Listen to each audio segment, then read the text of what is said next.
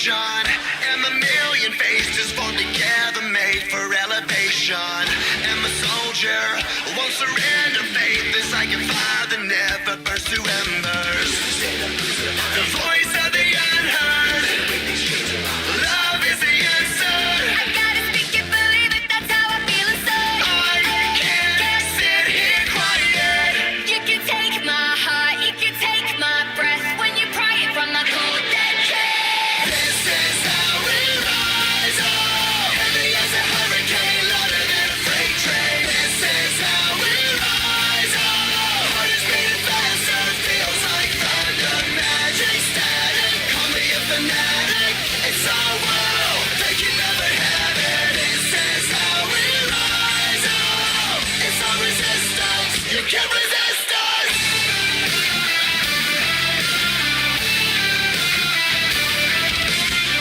Can you hear me? Are you listening, sleeping, and the shadows could be making history? Through the fire, on the water, used to be a slave, but now you are a conqueror. They can take my heart, they can take my breath when they pry it from the cold dead chest. This is how we rise up, heavy as a hurricane, louder than a freight train. This is how we rise up, heart is beating faster, feels like thunder, magic, static. Call me a fanatic, it's our world, they can never have it. This is how we rise up, it's our resistance, you can't resist us. We're rising up, rising up, we're rising up, rising up, we're rising up. This is how we rise up, it's our resistance, you can't resist us. This is how we rise up, heavy as a hurricane, louder than a freight train. This is how we rise up, heart is beating faster, feels like thunder, magic, static. Call me a fanatic, it's our world, they can never have it. This is how we rise up, it's our resistance, you can't resist us.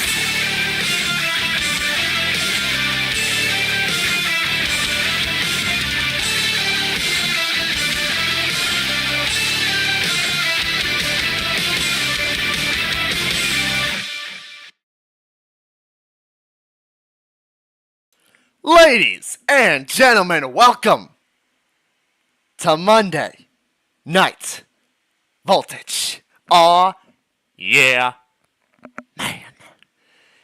We here for it. It's another week. It's another Monday. And y'all know what that means. It's time for another show. Welcome in Erza, Rio, Solara, Dusk, opening. Welcome on in. Love how everyone's got their normal looks on the screen. Then you got just Bison. He's over farming on the side.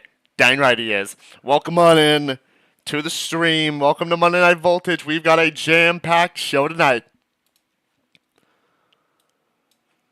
So, we're zooming it today, apparently. So, if we're zooming it, let's just bring the 2K audio up already. Hello peeps, welcome in Wisteria. Leia is here to report. Good to see you, Leia. Hope you've been getting a little bit of reps in. We might have you do a little something after the show today. Might get you a little job for you to do, if need be. Kara's here as well. How you doing? Chaos, I believe, is here too. Welcome on in. Moon, you're here too. Welcome on in. I have remembered I can chat in full screen mode. Love to see it, Ezra. Welcome on in. Y'all, we got a fun show tonight. And it starts with our opening matchup. Y'all know what it is. It's the Erza Scarlet Open Challenge. I don't know if it's going to involve either one of Peach or Daisy, because they are competing later on tonight against the Twin Dragons. But who knows? Maybe they want to go. Maybe they want to double book themselves tonight and go crazy. But we've got our open challenge. It will be Erza Scarlet versus. Well, who? We'll have to find out. I started dancing when Mario music hit. Love to see it. Mario. Love to see it. Welcome in, David. I'll take it. Awesome, Leia. Amazing. Opening match from opening. Very, deemed necessary.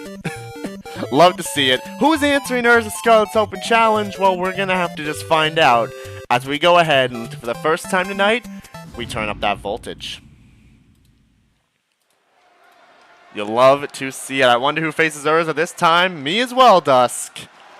Coming out first, the woman who was answering the challenge themselves. Well, answering the challenge. I did this last week, too. The one who hosts the open challenge, Erza Scarlet. Making her way to the ring from Kamakura, Kanagawa, Japan. As opening said in the chat, Erza Scarlet is 1-1 in these open challenges. This is week 3 of said open challenge. First week, we saw Erza Scarlet take on the returning Mona Magistus. Very fun technical back and forth matchup that saw Mona pick up a pretty dominant win. Week 2, it was Erza who was answered the open challenge by Susie. Instead of a technical showcase, we got a bit of a powerhouse brawl. That one would see Erza Scarlet pick up the win. Can Erza go 2-1 tonight? Or will she fall to go 1-2? She got a couple more weeks going in. We'll just have to find out. Hippo, welcome in. I see that there. Erza Scarlet. Let's see who you got tonight. Who's answering the open challenge? Oh? Wait a minute. Hold up. Hold on a minute! Yo, somebody get Avi in here! It's El Condor Pasa! I completely cut out the announcer, but she's here! It's El Condor Pasa!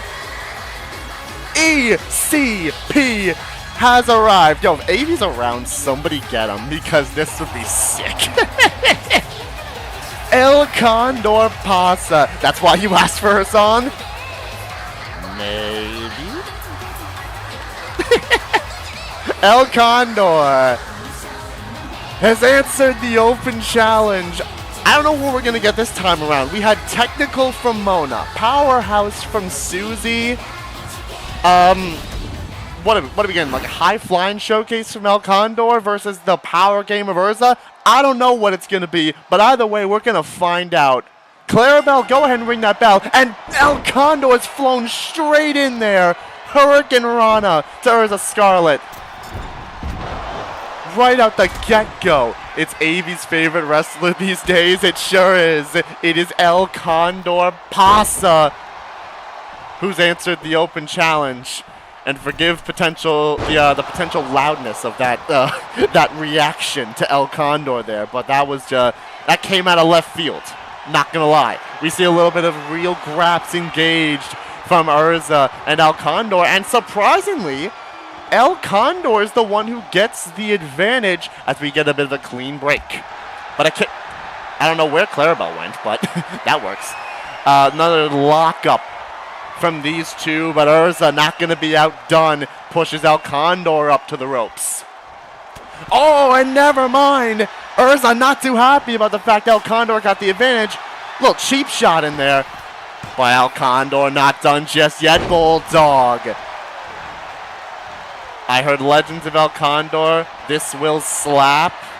It might just do so as El Condor getting the better of Erza again and pushing her into the corner. And Erza again not appreciating that from El Condor and a bulldog of her own. But Condor not done just yet. ECP flies in, twisting around, having a little fun with that drop kick. A human horse. Well, not the weirdest I've seen in the show. Not in the slightest. Welcome in. Still don't know your name, and I still don't think you're going to say it. And Hippo's also here as well. Welcome on in with the eyes. I'd usually question how horses are able to wrestle, but judging by the mask, El Condor's clearly studied up on lucha-style wrestling. Absolutely. I heard, apparently El Condor's taken a lot of hits from Rey Mysterio, one of the greatest luchadors of all time. And if there's anybody you'd want to get all that high-flying wrestling from, Rey Mysterio would probably be one of the greats to do so, as El Condor taking Erza Scarlet down. This horse is cool, goes flat. Not yet? Alright, fair enough. This El Condor seems good in the ring, don't know anything about her. Goes dust as that splash hit. A kick out at 2 from Erza. She's not going to be outdone by this human horse. In El Condor, Pasa, but gets another splash for her troubles. And another kick out at 2 from Erza right afterwards. Not going to be enough to take down this warrior. But El Condor going to make sure she can. Little X Factor. Something we'll see later on tonight with XSP. We'll see if he gets to hit that XSP factor later on tonight. Ducked by El Condor. Those kicks to the leg, trying to weaken the legs of Erza into the Bulldog, and she's busted open. That means the other horses are around here somewhere. And maybe they are. Oh, wait a minute.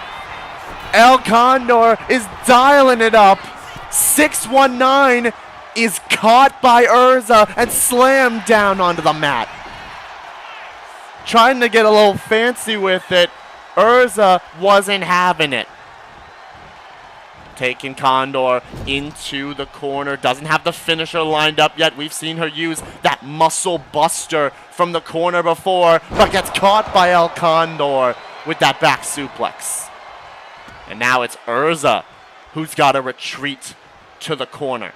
As ECP backing up. She's got a finisher lined up, but looking for a tornado DDT from the corner, but Erza's popped right up. And now they're going to the outside. Well, I think they were, but then Condor faked Erza out and gets a double axe handle. Climbs up top, looking for that pounded frog splash, misses, and the moonsault turned around is also avoided. We don't even know which horse this is. El Condor is clearly protecting her secret identity. El Condor could very well be keeping an identity hidden.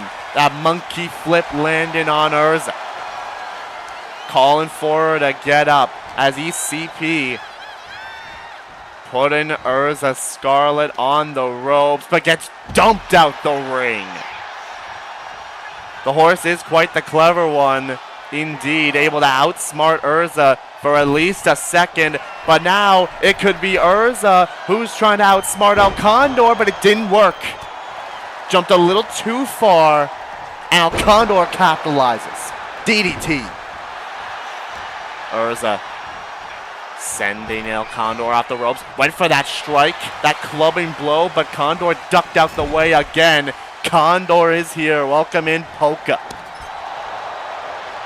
ECP with that kick down, but Erza catches her. Set up now. Grabbed by the back of the head, but those elbows into the gut by El Condor. Not sure how effective that is considering Erza's knight armor. But El Condor not going to give up just yet. We saw her attempt it earlier. Can she get it this time around? She does. 619 is hit on ECP, or by ECP, on Erza Scarlet.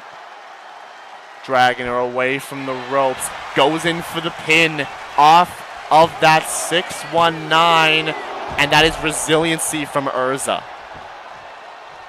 Resiliency is burned from Erza Scarlet, and ECP has barely taken any form of damage. This could be a quick night for Erza Scarlet, because ECP is climbing up top. Frog Splash is hit. Erza might have just been outdone here by ECP tonight, but not just yet. Kicks out at 2 at the last possible second. But El Condor not done just yet. Drop kick. Twisting, spinning around. with that one off the ropes. Double axe handle. Right to the head. Turns around. But Erza, not done. Slams El Condor to the mat. Tried to set up and looks to get it. Hits her with Scarlet Storm. That Z360. But El Condor kicked out at 1. Moonsault right afterwards by Erza, trying to prove that was a fluke, but Condor kicks out at 1 again. Kick caught, but caught again by Erza the other way around. Went for the forearm. Condor, oh my, was going for the signature. Not the 619 though, and it's countered by Erza. Big clothesline. Here we go. Erza Scarlet looking to mount a little comeback. Clotheslines and send an ECP into the corner. Erza's one of the toughest fighters here, so the fact that El Condor is doing well is impressive indeed. As Erza Scarlet climbing up top. Might be looking for something new here. Ooh, senton. Fairy's Judgment, that diving cannonball, picked up onto the shoulders. GTS, German suplex, Nightfall.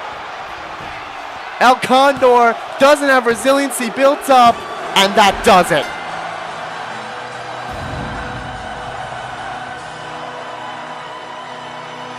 Wow. Erza Scarlet is 2-1 in the open challenge. But boy, did she have to work for it. Erza had to work for it against El Condor. Early match of the night, it could very well be an impressive showing from Erza Scarlet, but also an impressive showing from El Condor Pasa.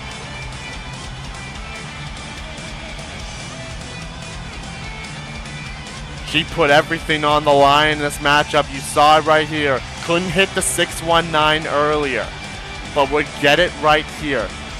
El Condor showing the athleticism all across the joint. Would be able to burn resiliency right there, but it was Erza having to pull out a little bit of high-flying offense herself with that Fairy's Judgment Cannonball Senton, followed right up into Nightfall to put ECP away. Here is your winner, Eerie. The cut on Erza's forehead says it all. This was a fight. High-flying offense met power, and in this case, power stood tall. Erza Scarlet gets the job done. She's 2-1 in these matches, in this open challenge. Keep in mind, she's got 2 more before we get to Deep Freeze, which will be her final open challenge. Who will step up in those last 2? We'll just have to see. 67% of you in favor of Erza, 33 in favor of ECP. It was ECP who got it done. Honestly feeling good. I almost said feeling food, just getting some rest. Fair enough. But we go ahead and we move on after that showing from these 2 women. We got ourselves an early match of the night contender right there. But now, we move on. After a little bit of trouble that happened a couple weeks ago for Jacob, Ryan, or Lisa, or whatever in the world you want to call this one, came out there and tried to attack and distract Jacob. Didn't get the full attack off. Jacob would counter it, but it would pave the way for Dr. Eggman, who will be competing later on tonight, to pick up the win over Jacob. Well, Ryan's opponent tonight wasn't too happy about that fact, and Modest wants a little bit of justice. Modest wants a chance to teach Ryan some discipline.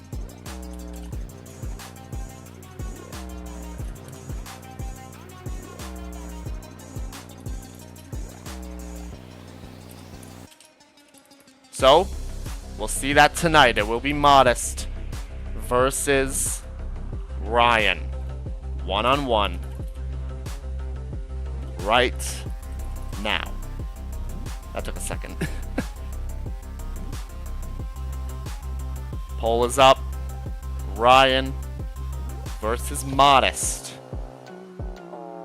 One-on-one. So, what we got? The Ghost versus the Boxer. Who gets it done? Will Modest be able to shut Ryan up? Teach him some discipline?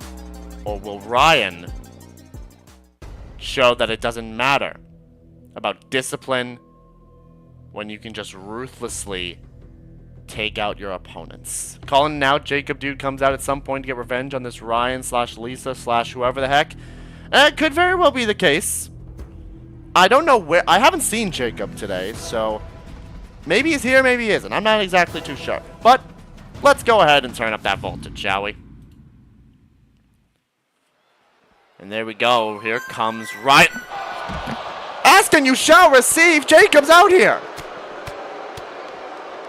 Just taking it to Ryan straight away.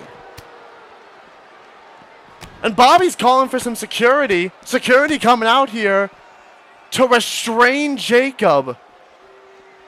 And Modest is already in the ring. I'm not sure if that's what he wanted, but I guess that's what just happened.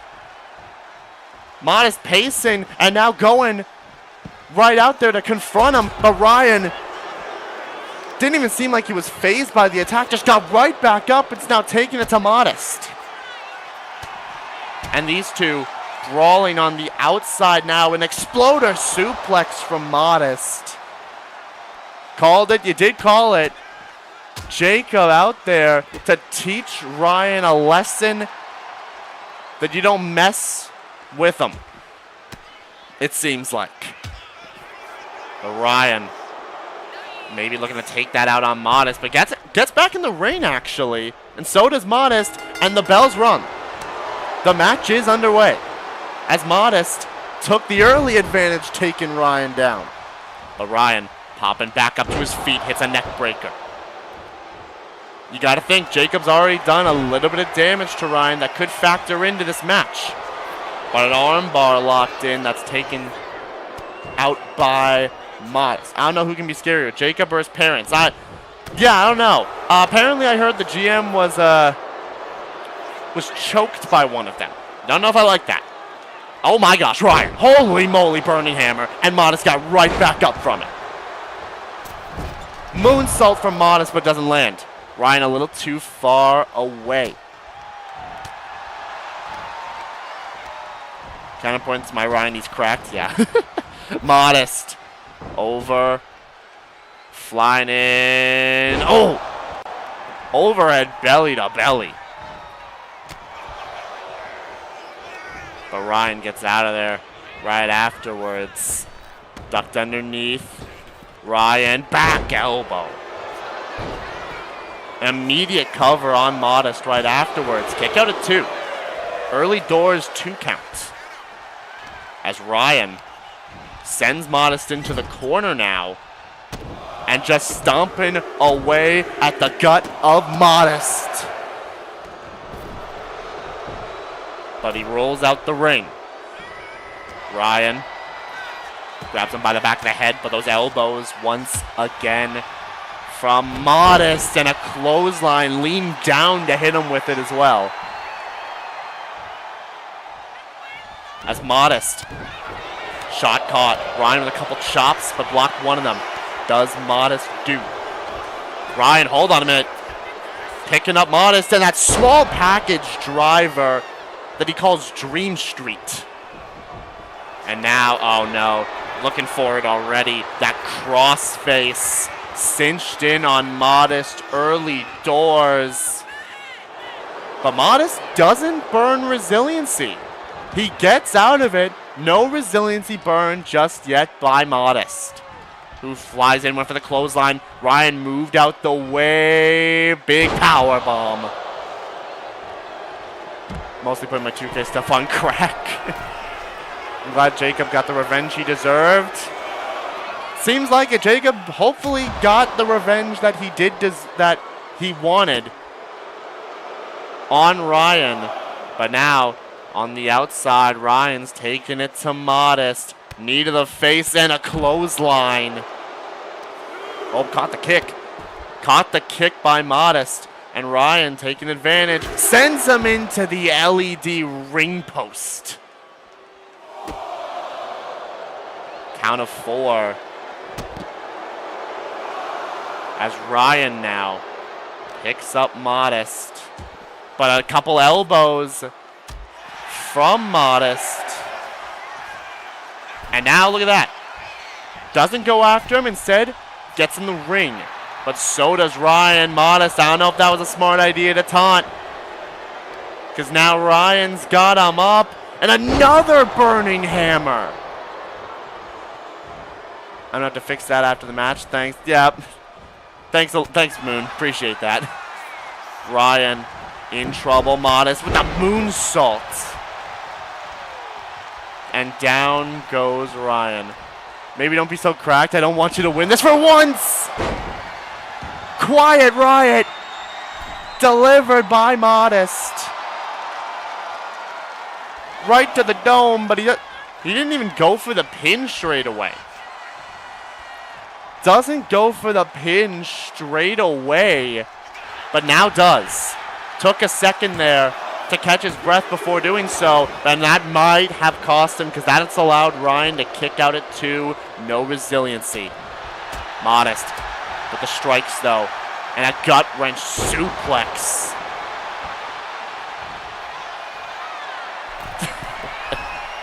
Modest climbing up top, elbow drop, but it's moved out the way by Ryan. Big chop, and another, picked up again. No way is he going for another one. He's not, oh no, he's turned around into the neck breaker. I thought he was going for another burning hammer, but not this time around. Modest with a clothesline as he got back up.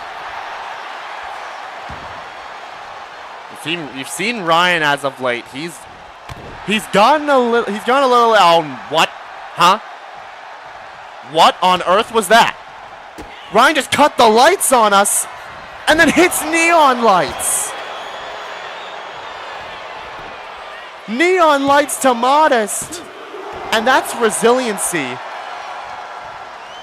Ryan just straight cut the lights. Turned them back on, he was behind Modest. Flies in, drop kick misses though.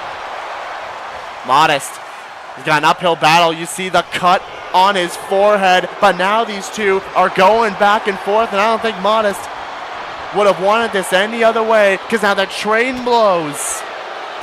Chop from Ryan, and a chop from Modest, but it's blocked by Ryan. And wow, Ryan, okay. Ryan got the better of that so quickly. You'd think against the boxer, Ryan would have struggled, but not this time. Modest, quick roll up while Ryan was caught, but he kicks out at 1. Flies in, hits the clothesline. And a moonsault, but Ryan gets out of the way. Off the ropes, picked up, no, turned around. Clubbing blow to the back, turns him around again. Big clothesline delivered. Off the ropes, Modest. Neckbreaker moved by Ryan. He moved out the way. Chop block to the knee, but Modest stayed standing. He's raged up. Sends Ryan off the ropes. Picks him up. Modest means delivered. Resiliency burned by Ryan. It's an even fight. However, Keep it in mind. Ryan has a finisher. And he might be looking to set up for it. Calling for Modest to get up. Big kick. Neon lights. Cover on Modest. Ryan gets it done.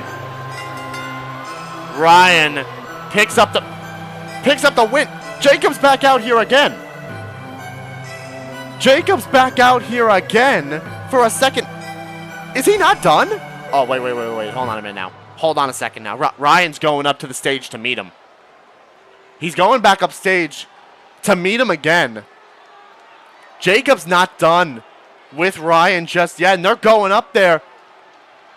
And Ryan throws the first punch. And they're trading back and forth. Here we go. And security's right out there. We even got some police officers out there to try to stop these two. But Jacob, they break free. They're still going at it. But get separated again. Jacob doesn't seem like he's done. Even after the attack, Ryan got the job done.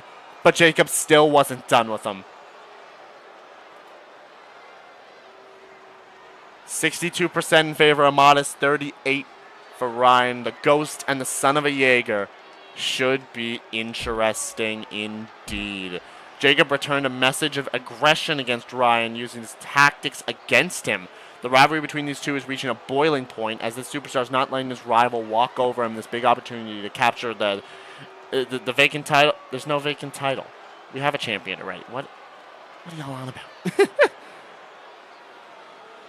Jacob and Ryan.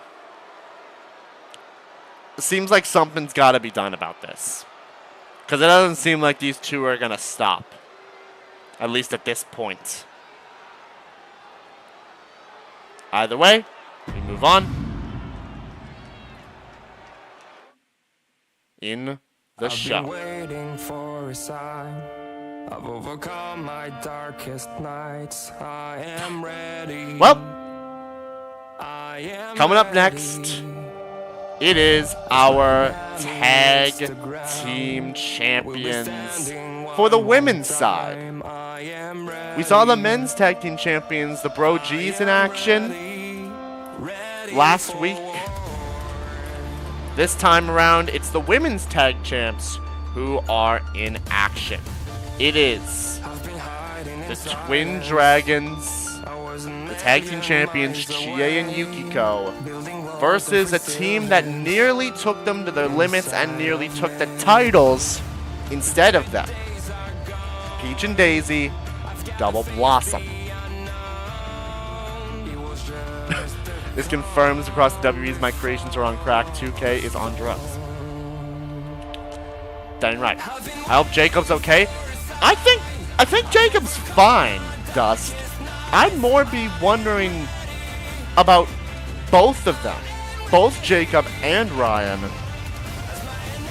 Because if this is what they do tonight, I'm hopeful that that's just gotten it out of their systems, but after what we saw after the match, I doubt that's the case.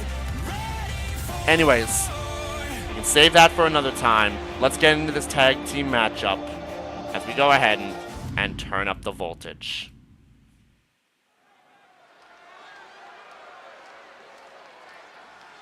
As we go ahead and get into our third match of the night. And here come the tag team champions. Chie and Yukiko, the Twin Dragons. Titles around their waists and all. And look at that. Look at them go. We got a party tonight. Oh yeah, man.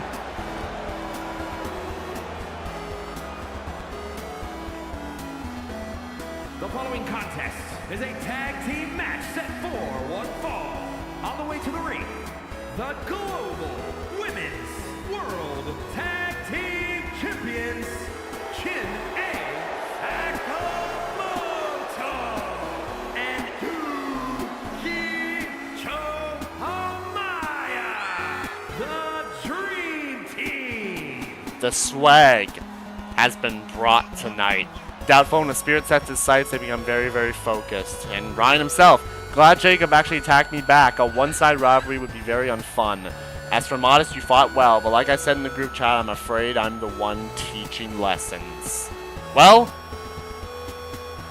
Ryan, I'd be focused on what the heck Jacob might do to you. If that's just the start, who knows what else could happen. But right now, we gotta be focused on these tag team champions, Chie and Yukiko. The cup in Chie's hand. The headphones on Yukiko's head. They got some tunes in there probably. Maybe it's this theme. By the way, the tag champs are out here tonight. Taking them on is the Princess Duo. It is Princess Peach and it is Princess Daisy, collectively known as Double Blossom. And their opponents, Princess Daisy and Princess Peach, the Queen. Forgot to change Daisy's attire. Well, I guess she's rocking this attire tonight. The princesses are here. The music is back. Peach and Daisy. We haven't seen them since week 4 of Voltage when they showed up and showed out in the Tag Team Championship match.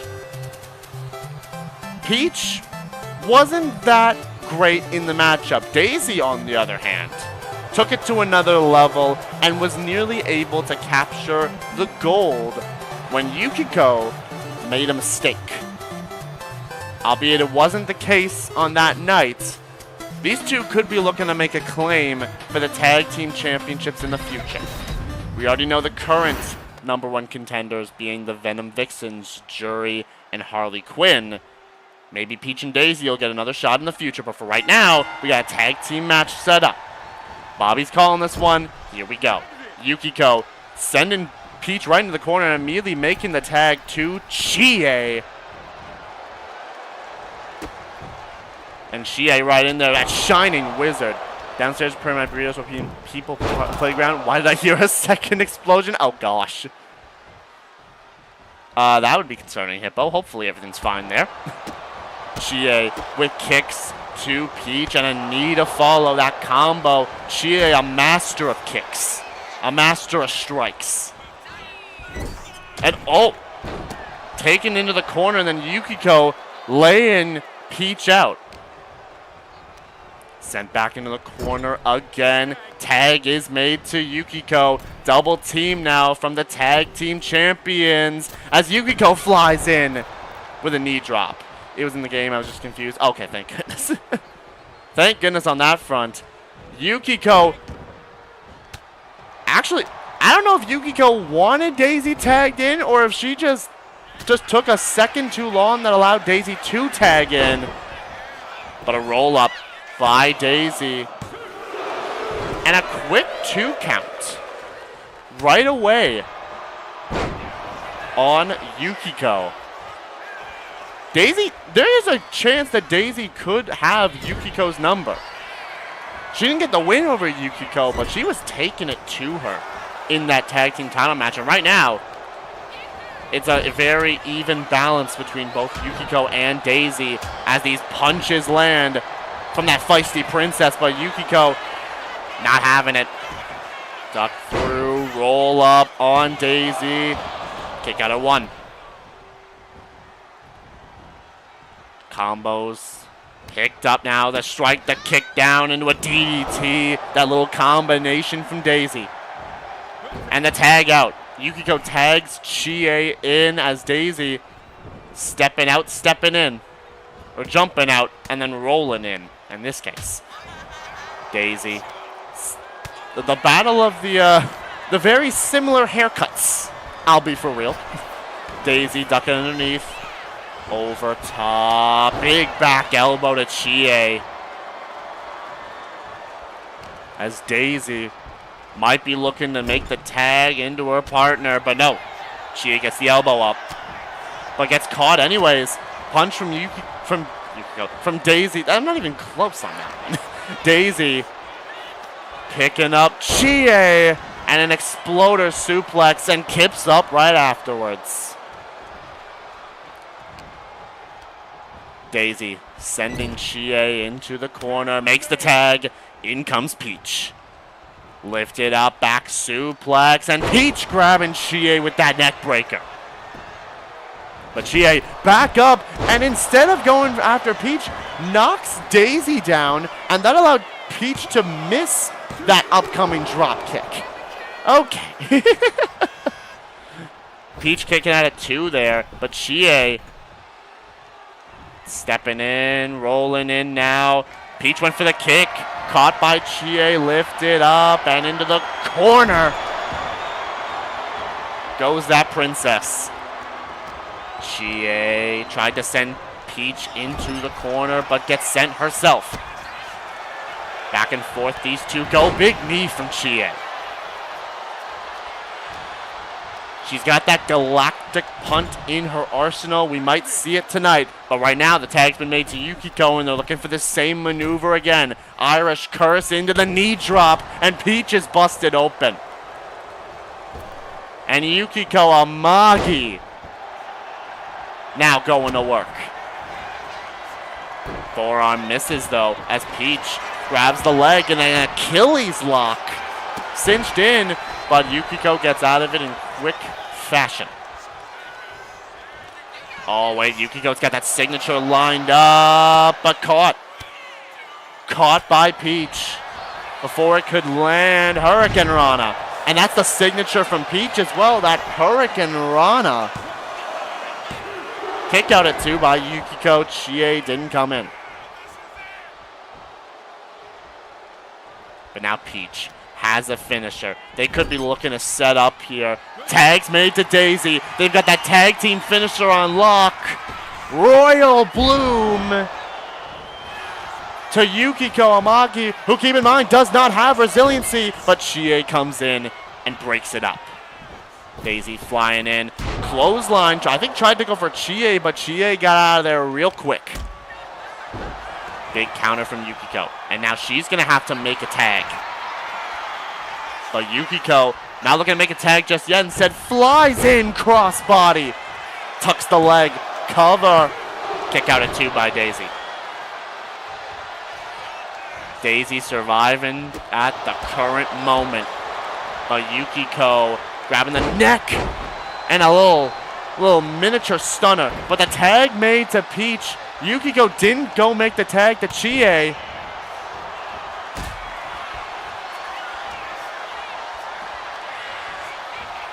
Yukiko putting Peach in the corner. As Yukiko grabbing at the arm. And keep in mind now, Yukiko's got a signature and a finisher lined up. And could be looking to line up that drop kick in the corner. But Yukiko with the wise choice to tag into Chie, the freshest competitor in this match, as a double axe handle lands. Peach tried to use the ropes to get up, but Chie said, nah, let me just help you up instead.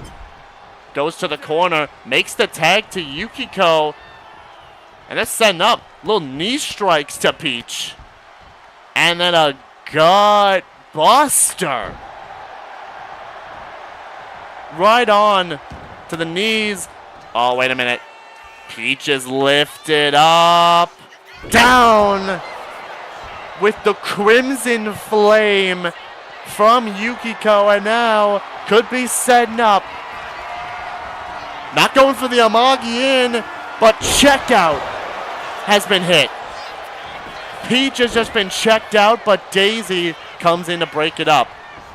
But Yukiko does have a second finisher, and they might be looking to use it. Chie is tagged in. Big kick, big knee strike. They call this Dragon's Ascent of Inaba. Daisy cannot come in this time, and Peach has got a burn resiliency. Chie missing the senton. Actually. Didn't land it. But wait. Chie got distracted a little bit there. Peach with a roll-up and a nice bridge, but doesn't even get one because Chie is just so fresh at this moment. I'm sorry, what the heck was Peach about to go for there? I don't know what that was, but at this point, Chie with knees to the face of Peach. And another one. And now makes the tag back to Yukiko. Frequent tags by the tag team champions. Oh, I didn't even notice this. Where is... Oh, wait, this is in DMs. All right. Interesting. Whatever that was. Peach was about to do my move. There's no way, right? There's no way. Oh, big power bomb. Bridges the pin as well. Kick out at 2. I hope Double Blossom lose. Oh my gosh, Splendid, you were right. The Achilles lock cinched in by Peach, but Yukiko gets out of it. Please tag out, let Daisy fight. Doesn't look like she's doing that at this point in time. But Yukiko makes the tag to Chie. Peach, everyone's stealing your move, Splendid. I don't even know why, man. This is ridiculous for you, man. I'm sorry. Peach getting the elbows in on Chie. But Chie, nice counter. Big kick, caught the signature. Peach does have a signature of her own. Splendid about to fight a princess. Oh, countered. Countered by Chie. But a big knee takes Peach down. Chie sending Peach to the corner. Oh, up on top. Oh, they just punched her off the top ropes and Peach just flew out the ring. I'm about to request a dark match. That's crazy. Yukiko sends Peach into the ring, but look on the other side, Chie with a DDT to Daisy. Landed on the apron with it. Chie, what are you doing? Chie, what are you doing? Oh, Peach, though, with that Hurricane Rana. Chie took a little too long. Cover. Chie kicks out at 2. Yukiko didn't come in. Oh, flies in. Big kick from Peach. All right. There. Oh! Never mind. Galactic punt.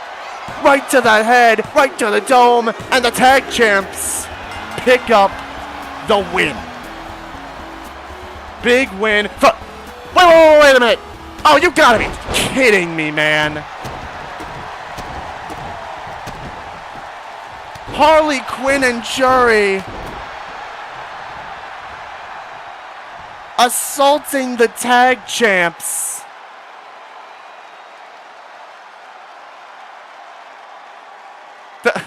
Okay, Hippo. All the toads are in panic mode, but gosh dang it. The Venom Vixens sending a message to the tag champs. They've got that match lined up for Deep Freeze. And it looks like Jury and Harley Quinn are all business going in. My controller literally just like locked up for a second there. I don't know why that was the case. What? Huh? Oh my gosh, Hippo. Peach feels like the weaker link of her team, and I guess the other team showed up as well. It sure did. 56% of you on the Twin Dragons, 44% on Double Blossom. It was the tag champs who picked up the win. But I fear now that Jury and Harley Quinn are looking to capture those tag team titles. And they're looking to do whatever it takes to get them. Nonetheless, we move on. Congratulations to Chie and to Yukiko on the win. That is the business for you. It's bad I was worried about another attack. Maybe. I don't know. We'll just have to see. But now, what we do get to find out is, who did Lilliana pick?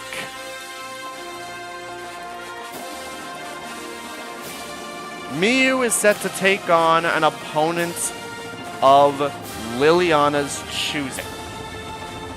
Who did Lilliana select to help her out with this absolute heathen that is Miku Aruma?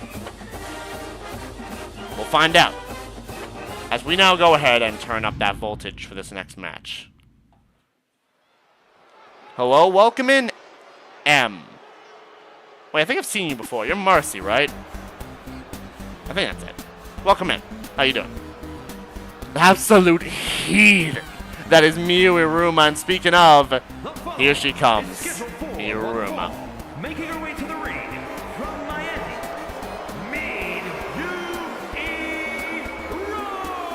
Romy. All alone this time around. She's got no backup in the form of Clover. She was able to take advantage of Clover being there to help her out, to play a little mind games with Lilliana. A lot of distractions in her matchup against Clover. While they either panned out or they didn't, some could say they did, some could say they didn't, it did end up distracting Lilliana and allowed Clover to pick up the win. This time around, though, there's no Clover to help Miku out. So let's see what she can do when she fights on her own this time around. Miku Aruma, good luck to you. Let's see who Lilliana has got with her tonight. Oh. Oh, well, how about that? From no place in particular. Well, turnabout's fair play, Miku. Because Moon Mage is here. And this time, Lilliana is with her. Clover's not in the building tonight. And this time, I think Lilliana's looking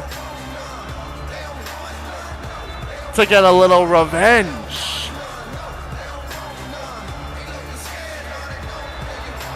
Moon Mage. We've seen her recently. She fought up against the Raiden Shogun. Wasn't successful, but this time, yes, indeed, one half of the Multiversal Infinite Tag Team Champs. Moon Mage is here for a fight.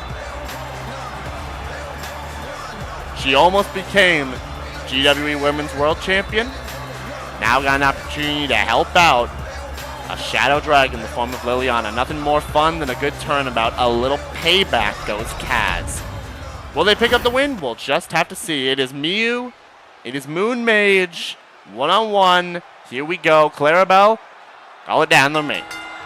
Call it down the middle. Immediately, that's funny. My dragon literally wants me to help. Absolutely. And we got a little lockup from these two. And look at that. Look at that from Moon. Immediately pushing Miku out the way. Locking up again. And Moon Mage. Get a little headlock in there. But Miku reversing the pressure there. German suplex position. Wrenching away at it. As Miku getting a little bit of the upper hand right now. And into a roll-up. But a kick out by Moon Mage, who turns it right around. Moon seems strong. They can definitely learn from her. My training hasn't been going that well lately. Yeah, I've apparently been seeing that, Dusk. I've apparently been seeing you've been training a lot. Maybe don't for a little bit of time. Maybe don't take a break. Maybe take a break real quick, you know? I saw that a little bit. Maybe take a break real quick. I got cameras everywhere, so I'm seeing things. Lock up again from these two, and Moon Mage pushing Miku up against the ropes. And surprisingly enough, clean break. Off the ropes, underneath. And tried to grab at the arm, but Miku gets the advantage there with that elbow. I'm trying my best here, people. Miku off the ropes, underneath. Over top. What? Oh, tried to grab at the arm instead. This time, it's Moon Mage who's looking to get out of it, and a couple shots to the gut. Forearm, followed up, turned around. Oh, planted down, and a moonsault right afterwards. Moon. Oh, went to the corner, but no. Roll up by Miu, kick out. Big knee. Didn't take Moon Mage down, but Miu with some kicks. Arm wrench into a Pele. Flies in, big disaster kick from Miu. Gosh, someone now shooting, let the Moon haunt them. Gosh dang it. Oh, wait a minute, Moon. Calf crusher locked in, but too close to the ropes. And Clarabelle saw it. Little combo from Moon into that big clothesline. Little blitz right there from Moon Mage. Picking up Miu. Dropping her onto the knee. Sent off the ropes now goes Miu underneath. All tried to pick her up for the Moon Clash, but Miu with a rake to the eyes. Stopping her from landing, but it's a DDT anyways. Moon climbing up top, looking for some high risk offense, high risk, and high reward. That clothesline delivered from the top. Oh no. Tried to get over a little neck crank there, but Miu reversed it there. Oh, went for the signature, and Moon caught her into a power slam. Unnecessary off the rope butt attack from Miu. Oh, Moon's going to the corner. Lining up Miu for something here. Black Mage magic. Keep in mind, Miu does not have resiliency, but kicks out at 2 anyways. Dark Side of the Moon. That's a decent name as well. Ain't gonna lie. Oh, went to line up for that Moon Clash, but Miu got out of it underneath. Oh, there's that boot. There's that boot. Invention Complex. The cover. But Moon kicks out at 2. And Miu is not happy about it. Split leg. Leg drop-esque maneuver. Just kind of sat on her a little bit. Inventor's Grief out at 2. The Invention Complex. Big splash from Miu afterwards. I was about to say the beauty boot, but that works as well. Yeah, fair enough. Big kick from Miu into the corner. Oh, no. No. Come on, Miu. What is with this? Hits the hip attack and then just rubbing her butt in Moon Mage's face. Cover. And that was resiliency. That was resiliency from Moon Mage. I'll be honest though, I mean, I think a lot of people would probably stay down from that one. That was gross. That was, as Ryan put it, gross. Absolutely disgusting. But those combo kicks from Miu. Oh, big kick to the side of the head. And now going up top. Miu calling for Moon Mage to get up. Big blockbuster. Goes to the cover, but Moon's foot underneath the bottom ropes. And Clarabelle saw it. Lining up Moon Mage, big kick. Oh no. The butterfly bomb. Hands tucked away from the ropes. Cover by Miu. But Moon Mage survives. Kicks out at 2 of the butterfly bomb. Not done just yet. Flies in, but went too far. Miu didn't fully land, but Moon Mage is still groggy. Turned around. No, oh no. No.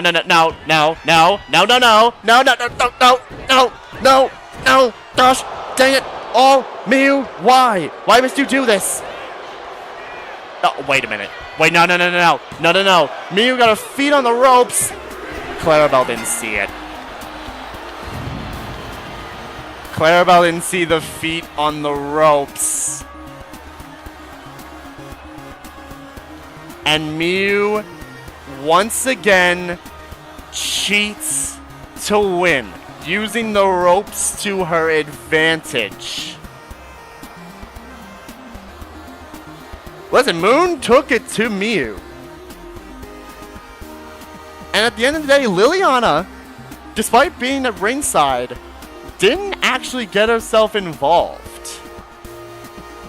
No getting involved by Lilliana. Had full confidence trying to see if Moon Mage could put Miu away. She wasn't able to this time around. There you see though, that butterfly bomb from Miu. Cover there, but Moon was able to survive. And then with this freaking ugly move from Miu. And right afterwards, didn't even try to go for the finisher. Put her feet on the ropes, and Clarabelle never saw it.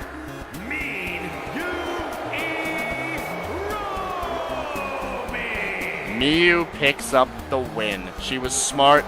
She won by any means necessary. No comment. Still better than Ryan, though. Absolutely. That move seemed more like fan service than painful, boring. Possibly the mechanical uprise for the 3. Moon Mage, unfortunately not successful tonight against Miu. A very even back and forth though. 56% on Moon, 44% on Miu. In my defense, I wasn't expecting to do that. You gotta admit, I did better here than against Ryan. Absolutely you did, Moon. You absolutely did, and you took it to Miu. Well done to you. Unfortunately, though, Miu had to cheat to pick up the win.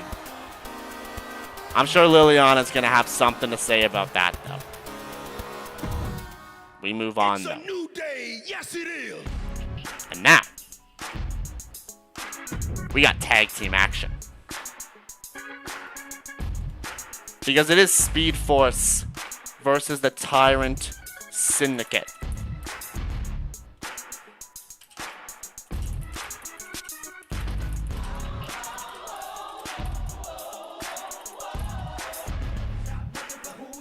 It is Speed Force, it is Sonic, and it is Shadow versus the Tyrant Syndicate.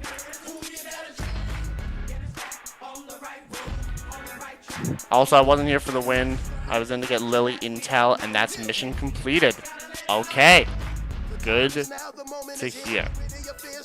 Good to know. Good to know that that was the case. But now we got a tag team matchup. It is Sonic and it is Shadow taking on the Tyrant Syndicate. They specifically requested for Eggman, so they get Eggman in this tag team matchup alongside M. Bison. Will Speed Force be able to pick up the win, or will the Tyrant Syndicate keep this momentum going? Let's find out as we turn up the voltage. As someone who hates control, I'm voting for Speed Force. Goes whoever you are. Isn't that interesting how smart? It's an interesting tactic there from Moon Mage, and a very smart one at that. Liliana got the intel that she needed. But coming out right now, it is Sonic and it is Shadow. It is Speed Force. Played your part well, Moon. I'll handle things from here come the MLE. Good to hear, Lily. On the way to the ring, at a combined weight of 328 pounds, and High Voltage. Sonic and Shadow, ladies and gentlemen, haven't had the most amount of success recently, but have had very high-profile matches. Competed to qualify for the Tag Team Championship ladder match, was successful. Wasn't able to win the Tag Team titles, and then went toe-to-toe with the Bro Gs. Unfortunately, before that matchup against the Tag Team Champions, They were assaulted by the Tyrant, Syndicate, and they've got all three of them here tonight. It is Eggman, it is Bowser, it is M. Bison, the Tyrant, Syndicate are here. It is not a 3-on-2 handicap match, but Bowser out there to watch as Eggman and M. Bison take on Sonic and Shadow. Will they actually be able to do what the bros did? We'll have to see. Accompanied by the King Powers at a combined weight of 571 pounds. Dr. Robert Nick and the Superstar, the Empire of Pain. Where's Sheamus? Gosh dang it. I got a plush, specifically went and grabbed a plush. Fair enough, Erza, get that plush. Hold on to that plush. We'll see what happens. The Tyrants are here. The Tyrant Syndicate. Currently an undefeated team. We'll see if that changes tonight against Sonic and Shadow. See Coach Sheamus. Here. But here they are. Bowser, M. Bison, Eggman. One of the strongest units we've seen. Oh yeah, it's a Sonic and Shadow plush. Like, yeah. The Tyrant Syndicate are here. These Tyrants must be destroyed. Goes Mystery Individual. Number 2, I guess, because there's 2 Mystery Individuals here. Well, we'll see what happens. Sonic started out against Eggman. And here we go. Lorenzo calling this one. Good to see Lorenzo back. We gave him a week off last week after all the amount of assaults he'd been taking in matches. So good to see him back this time around. And yeah, Eggman wanted Sonic from the get-go. Hey, the good thing right now for Sonic and Shadow, yeah, Eggman's got that giant bar, but you know who doesn't? M. Bison. M. Bison does not have a giant bar. So we'll see if that can play a factor into what Sonic and Shadow do. Maybe they target M. Bison. But, cheap shot, though, from Bison to Sonic. And right now, this has been all Eggman. Oh! A big kick to the side of that temple of Sonic, and then an elbow drop right afterwards. Jump Bison? Hey, maybe. Maybe that's needed. But right now, Sonic is getting decimated by Dr. Robotnik. Bowser? Yo, Bowser, what were you doing in the ring, my guy? Well, that was odd. Either way, Sonic leaving Eggman in the corner. Where's he going? Sonic climbing up top here. Hold up. Coast to coast. Coast to coast from Sonic, driving Eggman into the corner. This is going how I expected. They should give up. Hey. Sonic and Shadow are not ones to give up that easily, especially when the deck is stacked against them. They'll fight until they can't fight anymore. I don't know what the heck that was from Eggman. He kind of, he spun around and hit nothing. Way too early. Picked up, though, sidewalk slam to Sonic. And now, he's the kicker. M. Bison's tagged in, but so is Shadow. And when did a sledgehammer get in the ring?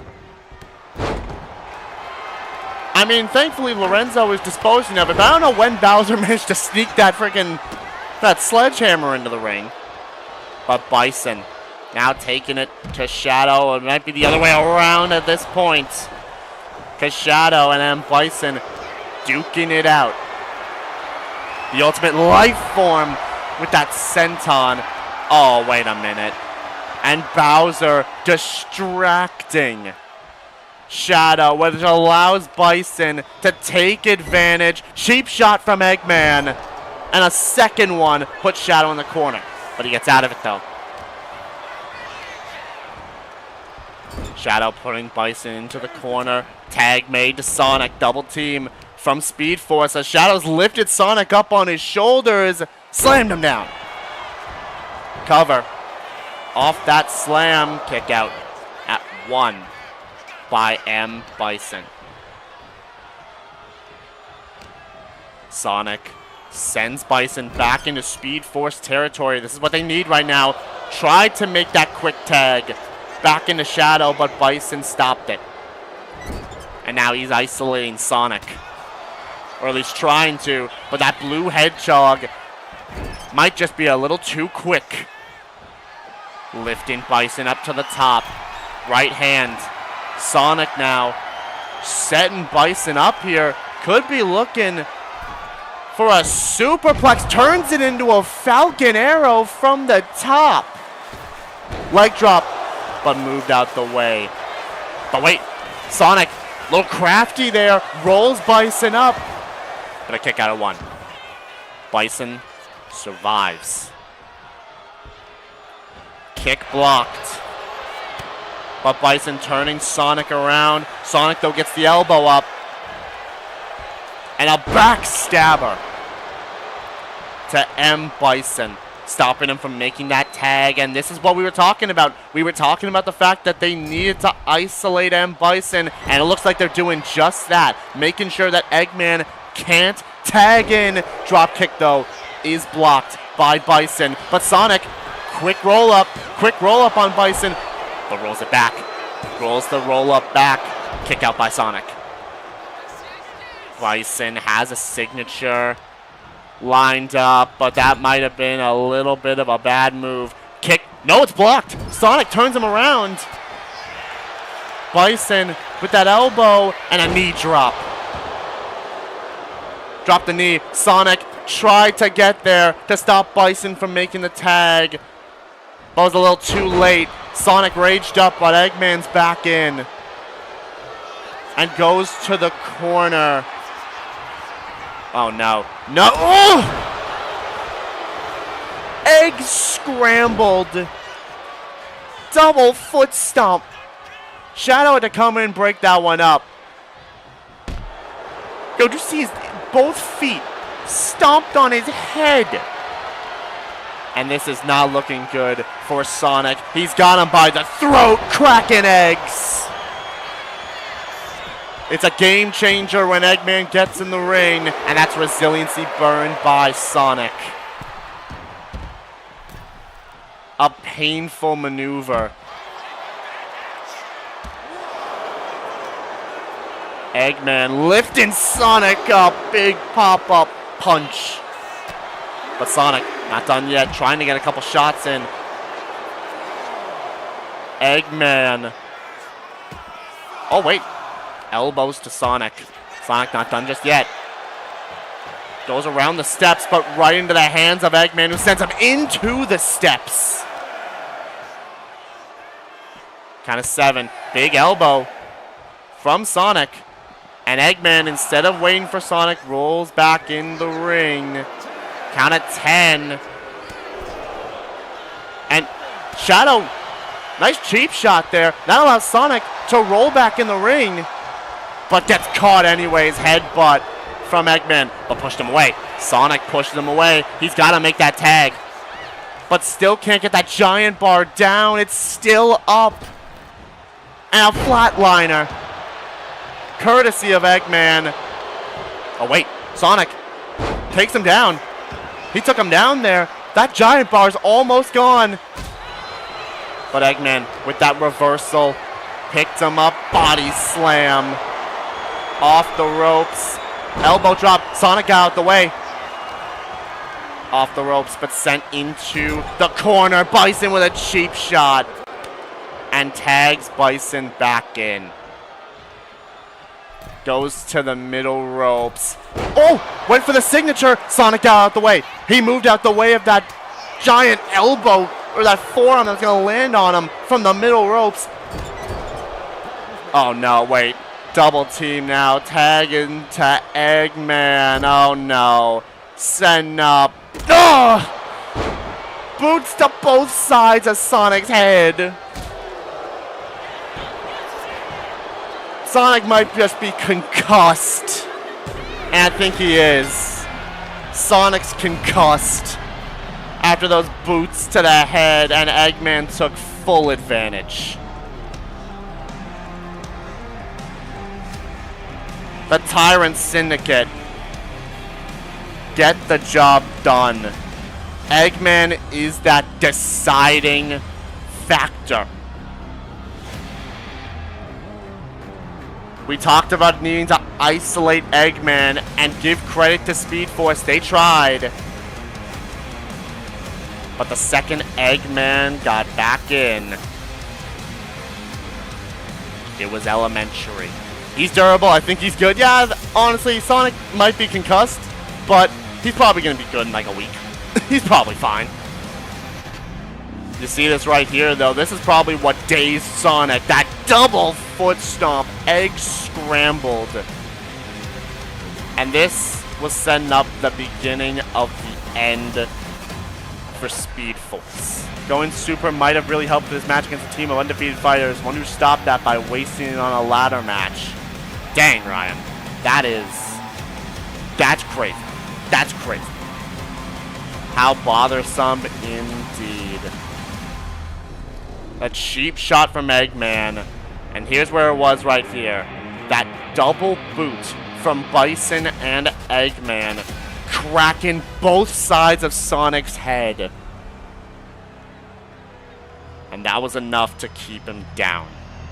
Here are your winners, Dr. Robert. And I saw it earlier, yeah. Bowser was being weirdly smart in this one. There's a chance that Eggman might have told Bowser to play this smart and really focus.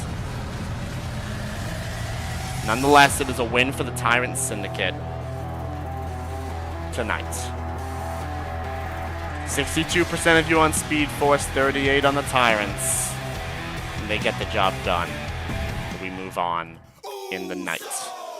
Dang, we've only been going for an hour and 20 minutes, and we've only got 3 more matches to go. We flying by tonight, y'all.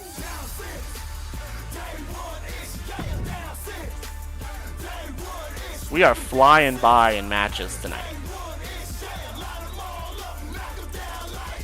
Now, XSP has got himself a warm-up before the Intercontinental Championship match tournament. Yeah, Polka. I've been setting it to legend difficulty this whole time. My gosh. It usually means 1 or 2 matches may take a while. There's a chance. I mean, considering the main event, it might take a while. XSP's got a warm-up before the Intercontinental Championship tournament. He's having it tonight.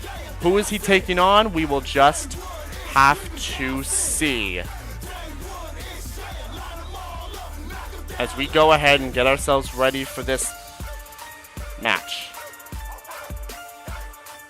Hold on, I'm sorry, y'all. I'm getting a phone call. I'm getting a phone call real quick. Yo. Hey, my boy. What's up, man? How we doing? What do you mean? What's going on, man? Backstage. Oh, no. Oh, what now? What now, man? Makima? Oh. On Android 18? Dude, she's supposed to be competing in our main event tonight. Who let Makima into the building? No one? She got past? Oh, no. Oh, gosh. Well, okay. Get security over to wherever in the world she is. I don't know what the heck is going on. How she managed to get past security.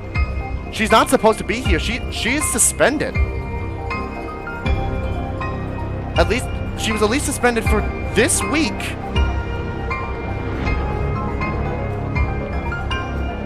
Okay, I'll get back to you in a bit, buddy. Alright, bye. Oh, gosh. I got the cameras on it now. Makima is attacking Android 18 on the catwalk. On the catwalk, no less.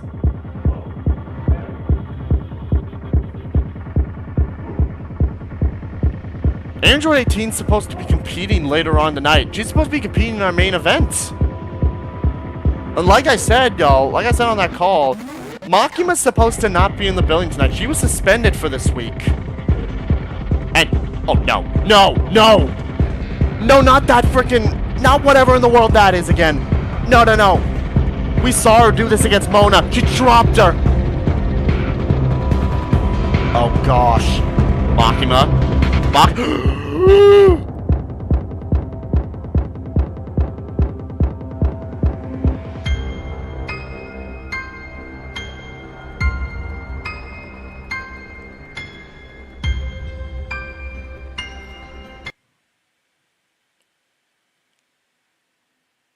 Oh no. Oh my gosh. Oh my gosh. She sent her flying. That had to be like 20 feet in the air. That had to be. At least.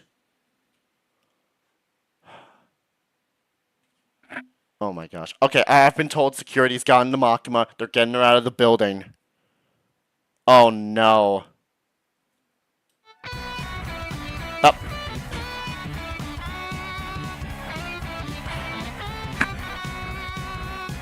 She can't keep getting away. No, she can't keep getting away with this. Yo, there's gotta be something. Android 18's just been wiped out. There's no way she's gonna be cleared. There's no way she's gonna be cleared to compete tonight. The only thing you and your security can do now is get the android to a hospital. If androids even use the hospital, make sure Makima is sent to the main event. Oh, they've gotten her out of the arena. She's gone. I didn't think that was, yeah. The upbeatness from that, oh gosh. I don't think I saw a single emotion on Makima's face, not in the slightest. Not in the slightest. Android 18 got wrecked. There's no way she's fit to compete tonight, and there's no way we can find a replacement that isn't Makima. We've already got her out of the building. That's just changed. That's changed up the match for later on tonight. Oh gosh. Well, Makima's out of the building, so I guess now we just gotta move on. Y'all turn up that voltage, y'all. Turn up that voltage. I can't believe this.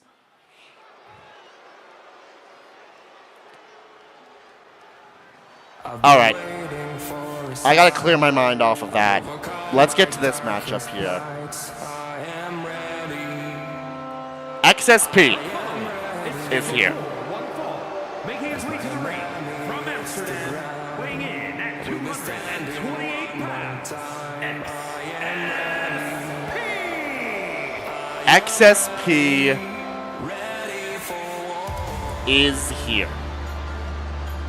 He's got himself the opportunity to compete for the GWE Intercontinental Championship, which I will confirm the tournaments for both the Intercontinental Championship and the Ironheart Championship will begin next week. Next week, you will see the first set of matches. XSP, he's not in one of those first matches, I can confirm. So, he's got to warm up tonight for it. This guy, we've seen him once. He was in a battle royal. He performed very well in that battle royal. Wasn't able to get up the win there. Wasn't able to pick up the win in that battle royal, but showed out. XSP, well, good luck to you, buddy. I don't know who you're up against, but we'll find out. The tournament's beginning on my birthday. Nice. I'll love to see that, Polka. Get a little birthday gift from us here at the GWE from that. Also, this is why you always have people in catering in case of a rogue Makima attack. Yeah, fair. He seems strong. I mean, he seems strong, possibly. He's got, like, I feel like he's got more mental strength than physical strength, but we'll see in this matchup. Who is he taking on? I don't recognize that thing. Oh, but I do recognize that individual. It's Izuku Midoriya.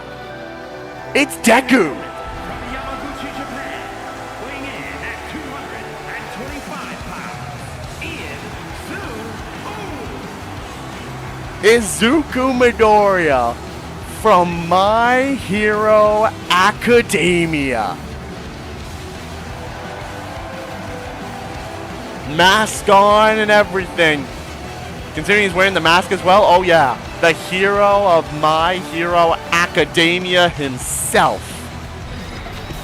He's here to answer this challenge from XSP, so let's get it going. XSP, Midoriya, he's taken off the mask for the matchup. Lorenzo, let's call this one down the middle, my boy. Both trying to go for grapples, and they lock up. Chain wrestling. And Midoriya pushing XSP into the corner. And a clean break on both ends. Kick from Midoriya, though, puts XSP back into the corner.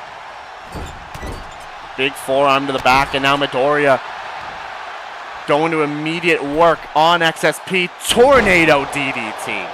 I don't recognize him. He's strong. He is pretty strong. He is a hero of a high-grade level.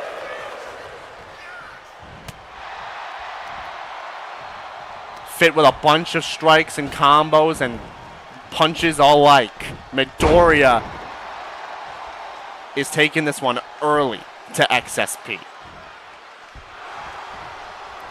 I'll be honest, I don't think XSP was expecting this guy to be his opponent tonight, but he's got to fight him now.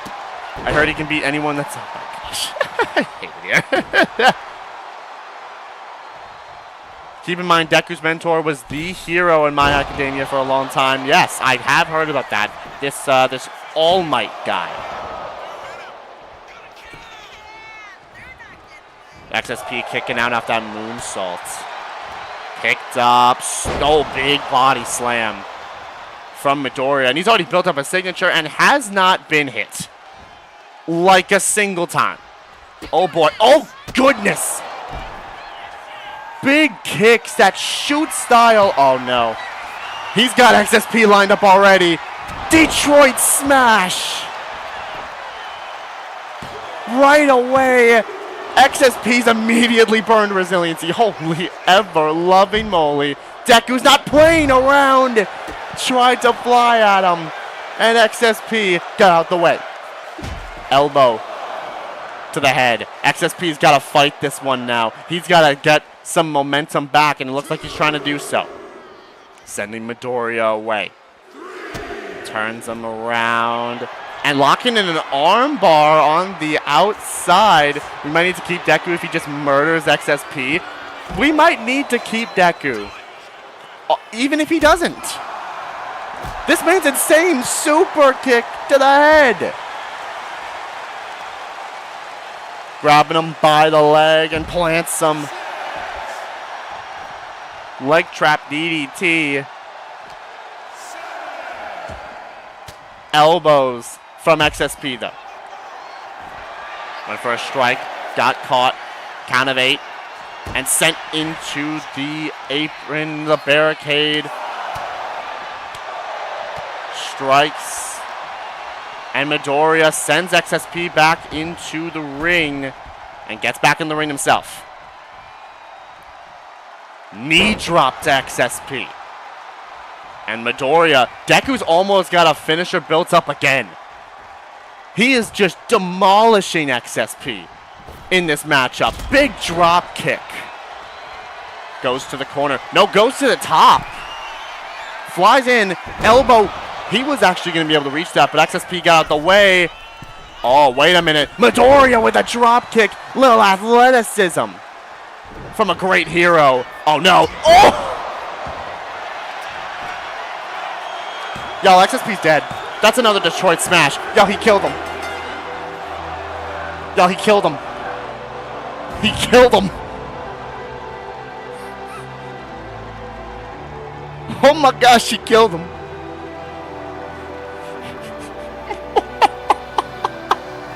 What was that about seeing an X Factor later on tonight? Yeah. No, we didn't see it. Yo, he got wrecked. He got squashed. Midoriya's relentless. There's those kicks, that shoot style kicks. And then Detroit Smash to XSP. Burned resiliency. And XSP tried. He tried. But he got caught with that drop kick and it was over from there. XSP tried to run at him. But that just set Deku up perfectly. With a Detroit Smash. That's it. Oh. Oh my gosh. A straight up massacre from Deku. 78% of you on Deku. Yeah, that's the right choice. 22% on XSP. Yo, okay. We're keeping Deku around, yo. What on earth was that? He wrecked him. Yo, we might not even reach 3 hours. There's a chance we don't reach 3 hours in this stream. That'd be crazy. Okay, well. Yo, Deku, congrats to you, buddy. Holy moly. Oh, we're keeping him. Oh, we're keeping him. The GM's... Let me see. Hold on. Uh-huh. Uh-huh. Yep, okay. GM's already putting a contract together for Deku. Yep. He's getting a contract, like, straight away. GM's working on that right now. We should have known once You Say Run started playing. It was You Say Run that was playing. I hope people are ready for this, man. Yeah, Deku is, insane. But you know who else is insane? A mad dragon has descended upon the GWE. It is Ilya Dragunov. He is here. Sayakiller and Pi face off against him in this triple threat matchup. Man literally arrived, killed a man, got a job. Wrestling's amazing. We love to see it. We should have known. Yeah. Pi and Sayakiller are going to have a little bit of work to do in this one because they are up against the Mad Dragon, Ilya Dragunov, the current reigning and defending WWE United States champion. Are they going to be able to pick up the win over Ilya in this triple threat, or will Dragunov emerge victorious? Well, we'll find out as we go ahead and turn up the voltage. Yo, XSP's on the thumbnail. After that, maybe I shouldn't have put him on it. I ain't gonna lie. XSP was on a streak. That's why he died. Welcome in, Corey. How you doing, man? Coming out first, it's Sayakiller. Making his way to the ring Good. from the North Pole, weighing in at 244 pounds, Sawyer Kid. I did misspell Ilya. I forgot it was a J, not a Y. My bad. Here, I'll just, Ilya. No. Go. And, yeah, there we go. Ilya Dragunov. With a J, not a. Here's hoping Pi can last longer than 30 seconds. Well, who knows? But Sayakiller, he's had a good little little run here so far since he's joined the GWE.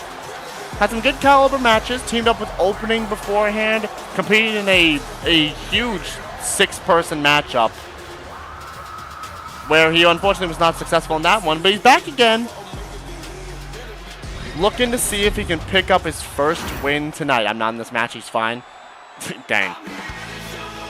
Now, coming out next, it is Paimon Phobia.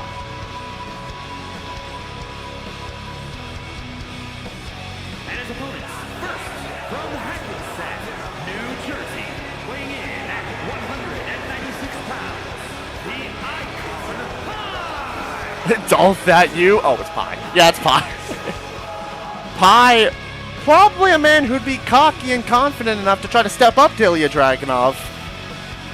Because when he heard that Ilya was in town and in the GWE, he came up to the GM and said, you know what? Let me put him in his place real quick. Show him that this is my home, this is my company, this is my show. Bold words from Pie. Can he back them up? We'll see in this match. Pie, Sayakiller, those two are going to have a little bit of a tough one.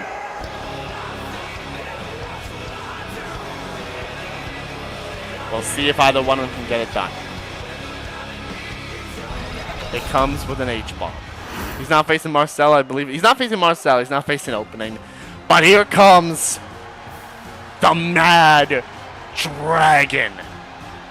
Ilya Dragunov is here.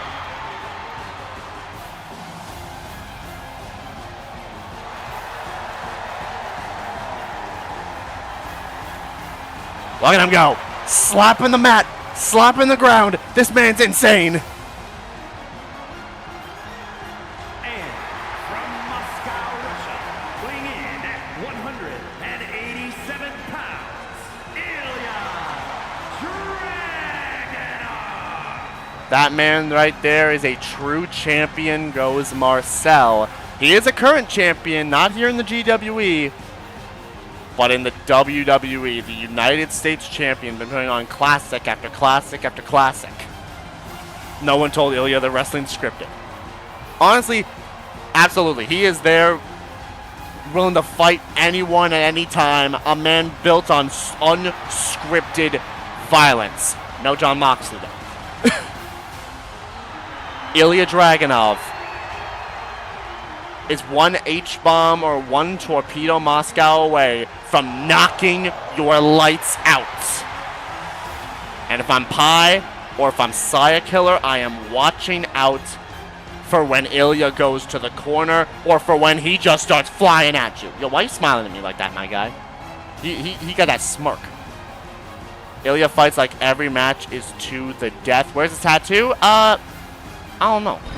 Ilya versus Moxley's now in my head, and I wish it could happen. Oh, I wish it could happen, too. You know how much blood would come out of that match, though? It'd be crazy. Ilya, Pie, Sayakiller. Here we go. Lorenzo's back at it again. He's calling the match again. Here we go. Pie taking it straight to Ilya. Went for the double knees, and Ilya just said no. He ducked right underneath it. Covered by Saya. Broken up, though, by Pie. Oh! Rear super kick from Pie. And a dragon suplex to the Mad Dragon. But now has to deal with Sayakiller. Big clothesline to Ilya. Flies in. Oh, boot from Dragunov, and Pie missed that enziguri. And gets sent off the ropes for it. Big front kick from Ilya. As Saya, going at the knees of Pie, slams him down. Out the way. Tried to run off the ropes there, but Dragunov actually got the elbows into Saya as he counted them. Pie going for those double knees again. This time he lands it. Double knees to the back of Ilya. But that doesn't even seem to phase Ilya. Yo, you could hear that from here. You could hear that brutal blow from here. Saya trying to take it to the Mad Dragon, but just getting caught with chops and slaps to the face as Pie now having to bring in a kendo stick. This is quite enjoyable, goes Raymond. Ilya vs. Gunther will happen again, and you will like it for the world title with Oba. Oh, gosh. Ilya grabbed the kendo stick away from Pi, whacking it, and it hit through the kendo stick. And it actually kind of hit Pi and Saya at the same time. Cover from Ilya, kick out by Pi. Sorry, my bad. Saya, oh, hit the lights. Little hit the lights from Saya. But Pi now taking it to him. Well, I would say very even in built-up signatures or finishers because nobody's got any. But when you look at the vitality, Ilya's got that right now. Big strikes. Counted the chop. There's Saya put up on the ropes. And Pi on the outside just letting these two go at it. We saw Pi be smart in a triple threat prior to this, when he took on Kaito and Joe Hendry. It didn't pan out. It did pan out for him, actually. He was able to get the win in that triple threat. Can he use those same smarts this time? Super kick to the back of Dragunov's head. And all legal. All legal. He punched Dragunov right in the balls. Oh, but gets caught. Killer reading from Sayakiller. But Pi kicks out at 2, no resiliency. Yeah, he does. Pi sure loves his super kicks, but Dragunov's got Saya. Power bomb. Lays him out. Pi rages up and then breaks up the pin. Flies in. Moonsault takes Dragunov down. Pi's got a finisher, but so does Ilya. Saya used his already, but now it looks to take it to Pi, but gets caught! Slice of Pi directly into the cover, and that's resiliency from Saya. Resiliency is burned from Sayakiller off that slice of Pi, but a big shot with that kendo stick as Dragunov grabs a chair and whacks Pi over the top of the dome with it. The Mad Dragon is all fired up. Chair shot to Saya, but gets caught and then gets caught. Torpedo Moscow, but doesn't actually go for the pin. Looking to dish out more punishment to Pi, and now calling for Saya to get to his feet, saying, I'm gonna break him. But Saya got out of the way of the chop. Off the ropes. Big flatliner. Goes into the cover. Pi breaks it up. Grabbing him by the back of the head. Sets him up. Sends him off the ropes. Roll through by Pi. And a Alabama slam. Oh, tried to go for the cover. Or tried to hit him there. Dragunov. What? Lorenzo was in the way. Dragunov couldn't get around to him in time because Lorenzo was in the way, and Pi steals it. Again, smart moves from Pi. We saw it in one triple threat. He got him a second time in another triple threat with the smarts. Ilya tried to get over to break up the pin, but with the way Lorenzo was positioned, he had to run the long way around and couldn't get to him in time.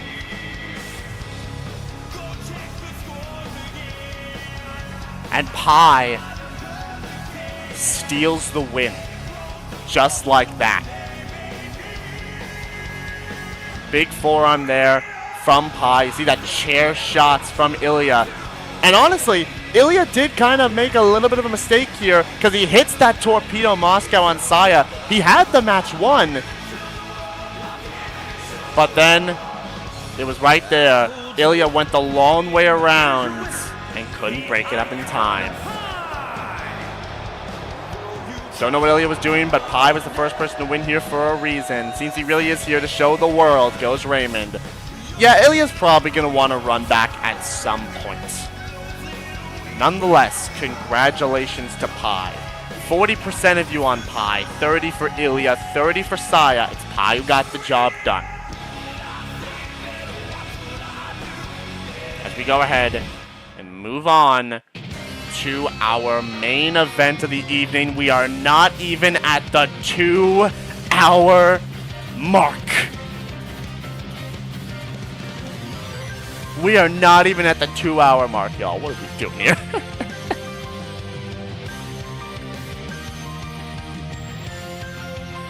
It's time for the main event. What was going to be a 6-person elimination matchup has now become a fatal 5-way #1 contenders matchup. Who will get the right to face Julia at Deep Freeze? Will it be Camilla? Will it be the Raiden Shogun? Will it be Hina? Will it be Arrow? Or will it be Hatsune Miku?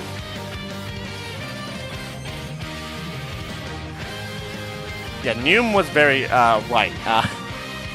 Absolutely insane speed today. Based off that, depending on how much time this main event takes, we might do out of character real quick.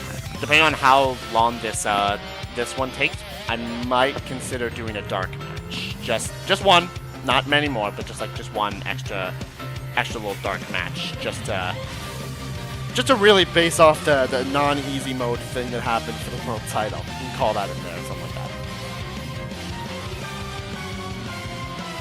I was expecting a longer show, not a Deku murder. Fair enough. Let's go ahead and get into this main event. Let's turn up that voltage for it. Fatal 5-way elimination matchup. Who gets the right to take on Julia? Coming out first,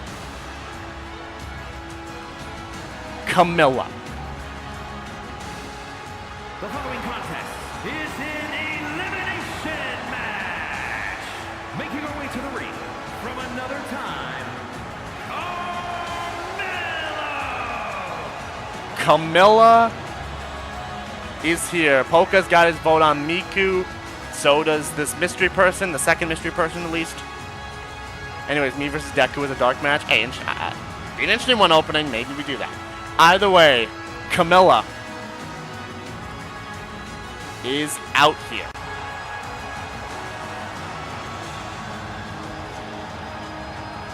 Camilla, we've seen her have a little bit of success at the start of the GWE. Looked to potentially become the first champion. Was not able to in that elimination matchup that involved, I believe, the current champion, Julia. Camilla looking to get some redemption tonight against Julia. But coming out next is somebody who really needs some momentum as of late. It is Asahina. Hina, as of right now, has not yet picked up a win in the GWE. She's competed in 2 matches, both of them multi-person matches. Was not successful in either one of them.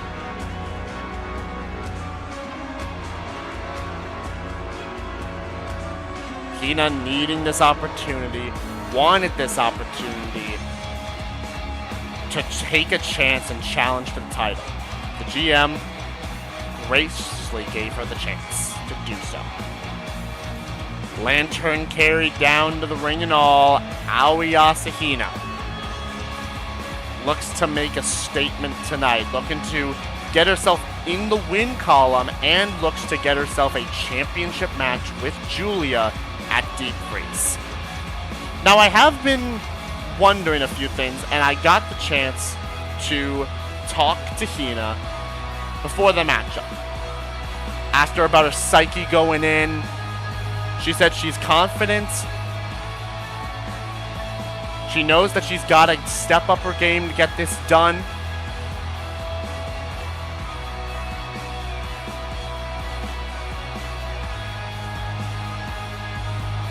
So she's going to have to do that. I also asked her about that contact lens or something like that in her eye. That left eye. Or the right eye, actually. That right eye, that contact lens, I believe. She did confirm to me it was a contact lens. And it was inspired to her by, I believe, as much as I know, something like she got inspired by like watching a show about a repaired individual or something like that. I don't know. So she took inspiration from that and decided to get herself a black and white contact lens. Which, hey, I think that's pretty cool. Good on her for that. Coming out next in the matchup, though. Thought Hina would be more of a diver, not a Brave fan. Apparently not the case. The Ultimate Swimming Pro taking a little inspiration from Bray Wyatt this time around. Coming out next in this matchup, it is the Raiden Shogun. Parts unknown. Raiden the I'm going to look at people to interview post-match. Oh, absolutely, Leia. Go right ahead. Honestly, let me see if the GM's alright with us.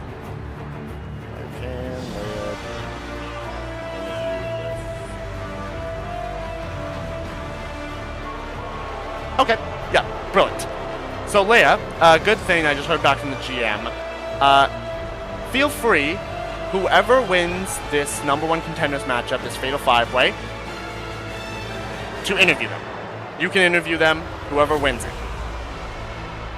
I don't know who it's going to be yet, but whoever wins it, they're all yours to interview. We got a Drago that's inspired by 2 separate Y family members, so not that far out. Not at all. Raiden Shogun, good luck to you in this matchup. Coming out next, it is Arrow. And they've got their wife with them, Sakura Ogama. representing the iconic duo from Florida, Archangel. Arrow coming out here right now with Sakura. Arrow has been on a recent tear as of late. Picking up a couple wins in multi-person matches. I believe Arrow is at this point in time 2-1 in competition. Can they go 3-1 and get themselves an opportunity to fight for the Women's World Championship against Julia? Arrow has got Sakura with them. Let's see if they can do just that.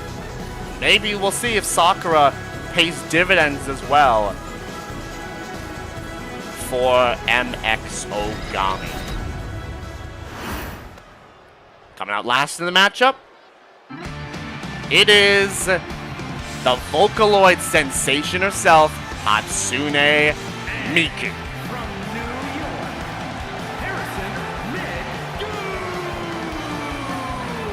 Hatsune Miku, we've seen her once. She competed in a matchup against Violet pretty long time ago from now. Was able to pick up the win, however, it was via countout. Nonetheless, though, Miku did pick up the win and show some good prowess. So she gets the chance to take on Julia for the title at Deep Freeze. Will she be able to do it? Well, she's got to go through Arrow, Camilla, Hina, and the Raiden Shogun to do it. I love playing her songs on piano. Oh, you're a piano player? Nice. I'll be watching this closely go as Flair. I'm sure you'll be watching specifically for Arrow, Flair. Considering a lot of things that have happened between you two. I would not be surprised if that is why you are watching this closely. Miku, good luck to you. Let's see if you can get it done. It's time for this main event. Lorenzo you've been doing a spectacular job tonight, my boy.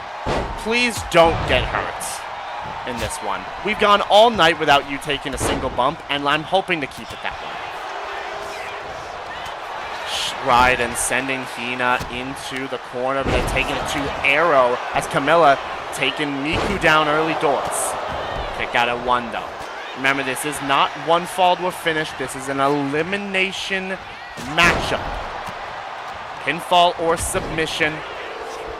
The last one that's left will get the title match. I'm part of a band. A guitarist is also a wrestler. Been debated. Your guitarist is a wrestler. Oh, you must be talking about Dusk.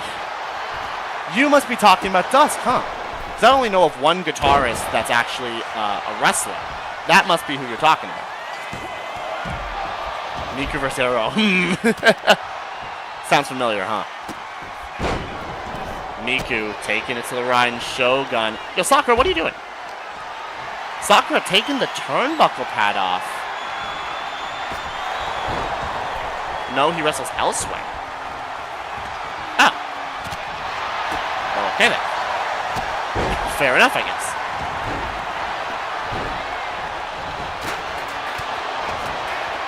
Roll up on Hina wasn't successful, but Arrow now taking it to the Raiden Shogun. There's a lot of purple in this match. I just realized. Camilla's purple, Arrow's purple, pinkish, Raiden Shogun's also purple. Hey, also I think both Hina and the Raiden Shogun got sent into that exposed turnbuckle that Sakura removed earlier. Raiden taking it to Hina as Camilla gets turned around by Miku with that side kick. That melody kick right to Camilla, but she popped up immediately afterwards. Now Arrow taking a second on the outside as Miku taking it to Camilla inside of the ring. Oh, wait a minute. Oh! Ryan's got a 2x4. Whacked Arrow with it. When we get a 2x4 under the ring, Arrow's busted open. Oh, no. No. Sakura? Sakura grabbed a ladder. Quick cover, but Arrow kicking out before the count of 1. This ain't no normal 2x4. I have heard about the 2x4. I believe it's named Janice. Baseball bat in hand by Camilla, but Arrow knocked it away from her. We've seen it before. That's a 2x4 with nails. Yeah, Sakura. Yeah, this is not a ladder match, Sakura. What are you doing? That Janice? I think it is. As Hina now taking it to Arrow, but's got to contend with Miku, who sends Hina into the exposed turnbuckle and then plants her down. Now battle of purple on the other side is Camilla and the Raiden Shogun going at it. Raiden busted open, then Miku planted right there. Oh, wait a minute. Miku was looking for the finisher. Arrow with a roll-up, though. Kick out by Miku.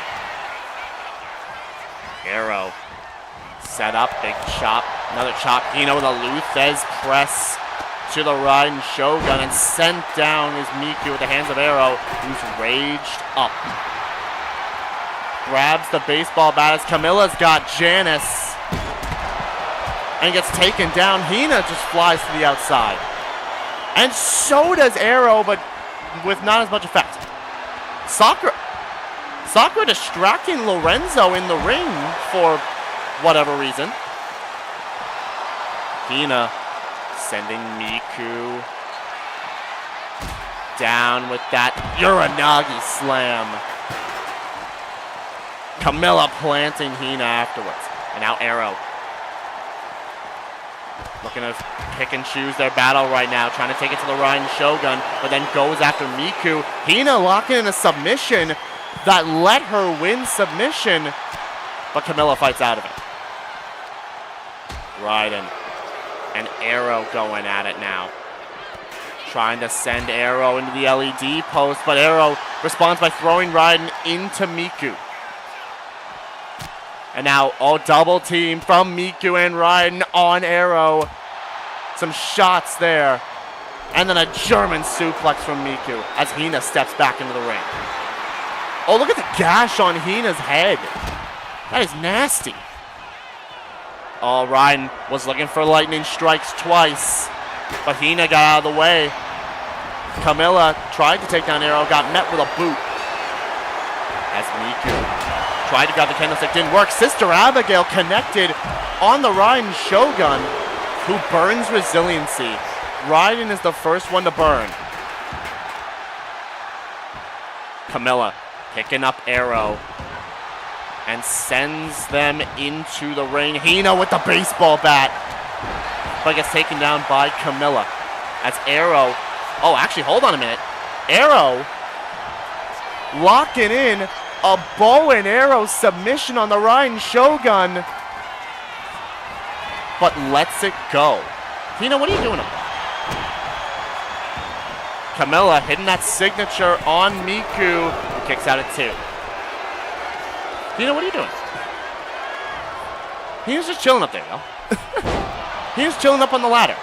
It's just like, if I can't see you, you can't see me, and you won't try to get me. Cover by Miku on the roll up. Oh, Camilla nearly got caught there. Hina, a little bit of a goober right there. Camilla went for a twist of Fire Emblem Fates, but got caught by Miku, but gets caught by Arrow. Roll up. Oh, Miku almost got caught. Kicked out at 2. Hina can't be pinned. Smart. Can't be pinned if you're up on the top of the ladder. Hina found invincibility. Looks like it. At this current moment, drop kick from Miku. Yo, Hina is really just standing there. I might have to fix her. There's a chance I might have to fix her, y'all. Camilla, a power bomb to Arrow. And the other, oh, never mind. Never mind, I don't gotta fix Hina. She just fell off the ladder. All right, never mind, we good. Raiden taking it now to everybody in the matchup. Taking Arrow down as Hina gets back in the ring after standing up at the ladder for a while, which honestly, not gonna lie, kind of a smart move by Hina. And now has got Camilla lined up. Wait a second. Oh my gosh, wait a minute. Sister Abigail. And she lands it on the ladder. Camilla gets laid out with that one. Into the cover. And Camilla's got to burn resiliency. Hina's right next to Sakura, the irony. Raiden with the chair shot to Arrow.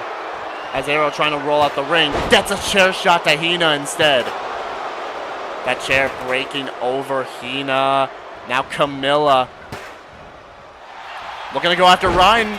Rolls her up. Arrow taking down Hina. Roll up on the Raiden Shogun. Kick out at 2. Miku gets caught by Camilla. Arrow's got Hina. Silly del Sol. Silly del Sol connecting on Hina, who doesn't burn resiliency. Oh, Raiden was looking for lightning strikes twice. Miku got out of it with that Hurricane Rana. It gets planted, though, by Arrow. Hina now taking it to Arrow. Ogami. And, oh! Wrenching away at the neck there. As Raiden going to pick up Camilla, planted down. Goes to the middle ropes. Hina's got that baseball bat. And, oh no. Raiden played it smart and actually took Hina down with that double axe handle. Nobody is yet to be eliminated at this point, but Raiden might be about to go. Sketch snap from Arrow. That brain buster delivered on the dome of the Raiden Shogun. But Raiden survives. Kick out at 2 from the Raiden Shogun. But Miku picks up Hina. Lift it up. Down. Starlight finale. As Raiden with a drop kick to Camilla on the outside. And there's resiliency from Hina. Arrow sets up Miku. Silly driver. Cover on Miku. And Miku burns resiliency. Arrow's the only one with it left. Arrow's the only one who's got resiliency left over. Baseball bat to Miku. Raiden's got Camilla. set up. Lightning strikes twice. On the outside, though, when did Sakura remove the other turnbuckles? My gosh. Cover on Arrow, and it's only one. It's only a 1 count on Arrow. As Hina now taking it to Arrow Ogami. Gotta finish her setup if she can land it. Ryan's tearing apart the announcer's table. Oh no. Countered by Arrow. Oh, all of them got removed there. Arrow with that kick to the side of the head as Miku with those knee strikes to the Ryan Shogun. Camilla steps in the ring. And now going after Camilla is Arrow, who kicks up. Picking up Arrow, but swooped over top. Sakura, oh, Ryan Shogun also got sent back in the ring. Camilla got sent to the exposed turnbuckle. Cover on Camilla, and she's out. Camilla is the first one eliminated. That exposed turnbuckle paying dividends. As Hina might be caught as well. Arrow's looking to lock in that bow and arrow submission. Hina's got no resiliency. And Hina has to tap. Arrow with 2 eliminations. Caught. Miku with that chair shot. But now Arrow picks up Miku. Sketch snap. And now grabs the Raiden Shogun. Tried to set them up. Arrow has got all the cards right now, but Raiden turns them around. Picked up. Lightning strikes twice. And that might be it for Arrow. And it's not. Kicked out at 2. Didn't have resiliency to burn. Miku sends Ron Shogun in the corner, but gets caught. Picked up. 2-handed choke slam. And now Raiden with the baseball bat. And Arrow's taking their time. Baseball bat shots to Miku. As Arrow gets caught with a boot. Courtesy of the Raiden Shogun. And gets turned around. Oh no. We saw this move be hit on Moon Mage. Eye of Stormy Judgment, and Arrow's face collided with the table. Cover. And that's resiliency from Arrow. We got an even playing field. Big back suplex from Miku. Big punch. Arrow planting down with that flatliner. Sent off the ropes. Drop kick from Ryan and puts on the ropes. Oh, cover on Miku. Miku might actually be down for the count, and she is. We're down to Ryan Shogun and Arrow as the final 2. Right hand. Going at the arm of Arrow. Turned around. Picked up. Looking for it. Turned around. Electric chair into the power bomb. Shogun's decree, and the Raiden Shogun picks up the win. It will be the Raiden Shogun versus Miku. Versus Julia for the Women's World Championship at Deep Freeze. Arrow got very close. Picked up 2 eliminations in that matchup. Both on Camilla and on Hina. Now, excuse me, I'm going to get rid of that chair clipping through the rain. Thank you very much, Moon. Also, Flair, I would not be laughing if I were you. Arrow was able to get rid of 2 very competitive individuals in the form of Camilla and Hina.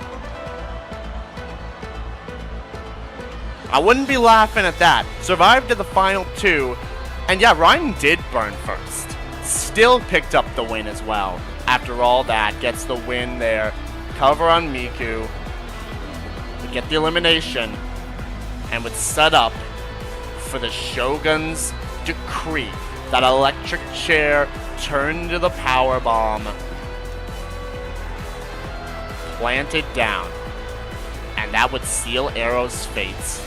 Here is your winner, Raiden Shogun.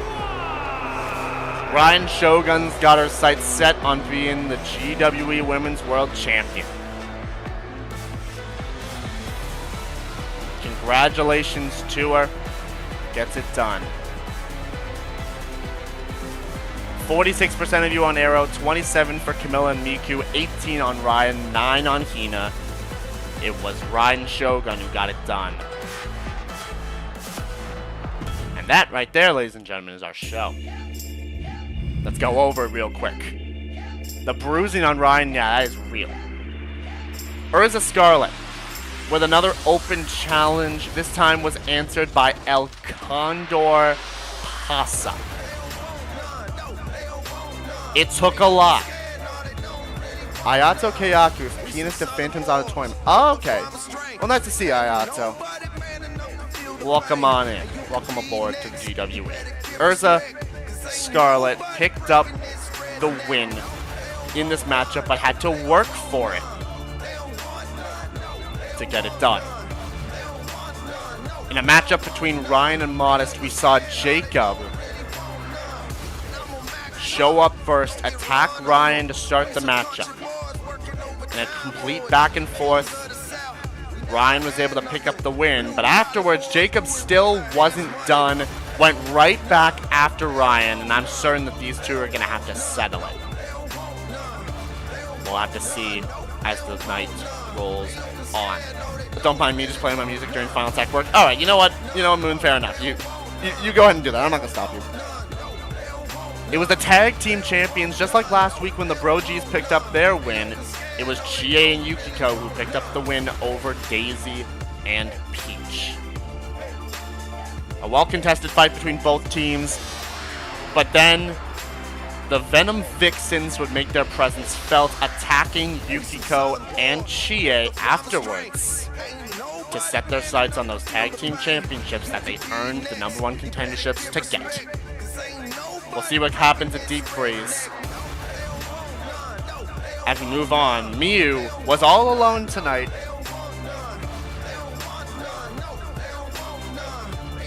Miu would take on Lilliana's chosen competitor in the form of Moon Mage. Yo, that is hilarious. It went from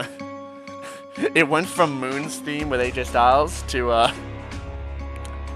the Bray Wyatt thing. How fun is that? Moon gave it her all, but unfortunately, Miu would cheat, would put her feet on the ropes to pick up the win. According to Moon and Lilliana, didn't matter about the win or the loss, it was the intel that was needed for Lilliana. We'll see if that comes into play when we get to Deep Freeze and we see Miu and Lilliana go at it. In a tag team matchup, it was the Speed Force taking on the Tyrant Syndicate. Sonic and Shadow looked like they had a plan to isolate M. Bison. But the second that M. Bison was able to tag out and bring Eggman in, everything changed up, and Sonic got overwhelmed and decimated. Tyrant Syndicate would pick up the win in that matchup. If Sonic and Shadow can't stop them, if the Mario Bros. Can't stop them, who can? Then we witnessed a murder. Plain and simple, we witnessed a murder. Deku making his debut here in the GWE and absolutely annihilated XSP. Nothing else to say about it. XSP got rocked.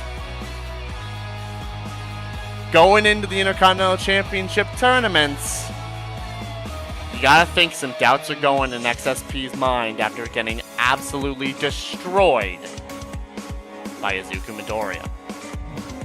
In a triple threat matchup, it was Pi, Sayakiller, and the Mad Dragon, Ilya Dragunov. And after a mistake by Ilya where he wanted to put some more punishment on Sayakiller, Pi would take advantage.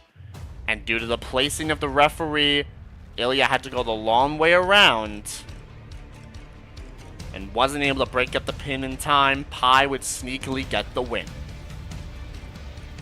And in our main event tonight, it was the Raiden Shogun, who held on for quite a while. The first to burn resiliency, but the one to stand tall at the end. Arrow picked up 2 eliminations. 2 eliminations were picked up by the Raiden Shogun. It was the one on Arrow that gave the Raiden Shogun the win and the guaranteed shot at Julia for the Women's World Championship. That is our show. Let's take a look at the news real quick. We saw that and we saw that. Nothing else newsworthy. Thankfully, no injuries, no nothing. I'm surprised we didn't see an injury to XSP though. He kind of got rocked. Quite the show, great matches, but of course that control freak Makima tried to ruin it. Absolutely, I didn't even mention that part because honestly I didn't even want to remember that it happened. But Makima did demolish Android 18 backstage. Android 18 was supposed to be in this Fatal 5-Way, but clearly wasn't after that destructive takedown from Makima. Let's see what 2K would book us for the next show then. As we move into the first week of December, well, I mean, this is happening, but just in a couple weeks' time. Not yet. We will see Chie and Yukiko take on Harley Quinn and Jury, and they will put the tag team titles on the line against them. Yo, the game heard you guys. The game heard you guys. Miu Aruma versus Stephanie Vaquer. The game actually heard you, and that's incredible. The Battle of the Devil's Kisses is incredible right now. We love to see it. Oh, that's a match. Monkey D. Luffy, Kazuya Mishima, Kokichi, and Liu Kang in a Fatal 4-Way. One of these things is not like the other, and one of these things is going to die. Kokichi, my guy, run. Yikers. Moving on, it would be Julia against Mona Magistus, which we could have seen, but we don't get to see it yet. Mona did come back and pick up the win over Erza. We'll see what happens for Mona in the future. Shadow versus Bowser 1-on-1. Okay, so Shadow dies. I see. Though he is the ultimate life form, there's a chance he could do something. Though it is against Bowser of all people. That'd be a big concern. Dusk versus Panette. A little singles run back of that triple threat that Dusk had alongside Panette and Crow. Very interesting. Well, how about that? That's a fun little match. Cassius Bright versus Skull. The GWE World Champion against Skull. Alright. I see you. Cassius wanted to put on a little show, taking on Skull right here. I like it. Ryan versus Jacob. Yeah, fitting. Fitting that this is probably going to need to happen. And in the main event, it would be Becky Lynch versus Erza for the GWE Women's Ironheart Championship. Well, alrighty then. Becky is in the tournament. Erza is not. But Becky sure is in the tournament. I digress, though. Let's take a look at the power rankings real quick. The Raiden Shogun is at number 1. Which is fitting after what we've seen from Raiden over the past few weeks. Raiden at 1. Urza Scarlet number 2. Yukiko at 3. Arrow. Ryan. Cassius Bright. Pi. Taka. Roman Reigns, who's still in the top 10. Miu. Marin. Jay Warland, Clover, Chie, Mondo, Lilliana, Sayaka, Peach, Deku, and Kitana round out your top 20, Duskin at 21. Deku probably should be a lot higher considering he just murked XSP. For some reason 2K hates vacate tiles and has to have them filled in. They really do. Anyways, that's going to do it there. Y'all can go out of character. And we're only at 2 hours and 20 minutes. I say we do a dark match. I say we go ahead and do a dark match. Just to have a little bit of fun. Deku publicly executed. He did publicly execute a man's. Alright. So. Freedom indeed. Alright. So. Yes, Deku did show up, Rio. I was hoping you would have seen that and would have liked it. I knew you did. I knew you would have liked it. I'll save me versus Deku for later. Alright. Should we... What do we want to do? Do we want to have Modest defend the Multiversal Infinite Championship? Do we want to have a tag team title defense? Do we want to see somebody who's competed tonight? I don't know. I don't really have a preference. We immediately going into dark matches? Yeah, we can. Yeah, we're just gonna have a dark match or two. Tag title. I'm seeing tag title from opening. I'm seeing Dusk and Miku versus somebody. Singles defense from Rio. All right, I think I know what we can do. Down for a Bloodline Rules match, singles wise. I'm down for a Bloodline Rules match. I think here's what we can do. Here's what we'll do. Current Multiversal Infinite Champs versus former Multiversal Infinite Champs 3-on-3. That's a fun idea. That is definitely a fun idea. A singles defense since Modest won in easy mode. I'm seeing a singles defense, I'm seeing tag stuff, and I'm seeing that. I don't know if we want to do 3. Because that is a lot. So here's what we'll do. Ezra, I like your idea. Let's save that for the next GWE Dark. That will be the very first thing we do. Yeah, current versus former. Yeah, you read my mind. Let's do that for the very first matchup of GWE Dark, the next one. Right now, let's go into a Bloodline Rules matchup. Modest, you're going to have to defend that title, my boy.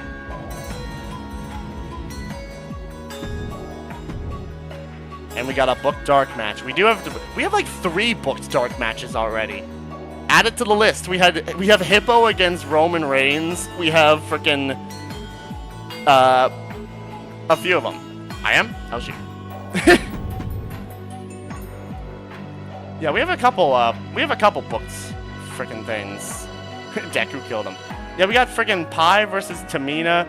We got GM Hippo versus Roman Reigns. We got Opening versus Deku. And we got the current Multiversal Infinite Champs versus the former Multiversal Infinite Champs. We have 4 already. Okay. Not you. Who in the world do we have in this one go up against? Do we want to do just a randomized thing? I feel like that's fair for Modest. How many randoms shall we do? Random? Yeah, we'll do random. How many do we want to do? Random 24 times! Listen, that's the first one I saw, but I also did see 2 13s. But I live for chaos. Honestly, Moon, let's go with the 24. Let's see what happens. 24 times. Let's see it. Here we go. 1, 2, 3, 4, 5, 6, 7, 8, 9, 10, 11, 12, 13. Would have been Eric Rowan if we did 13. 14, 15, 16, 17, 18, 19, 20, 21, 22, 23, and our 24th is Grayson Waller. It's Grayson Waller. Alright. The Multiversal Infinite Championship is on the line with Grayson Waller against Modest. The Aussie versus the Boxer. Here we go. Where are we in? Are we in Australia? No, we're in New York. Dang it.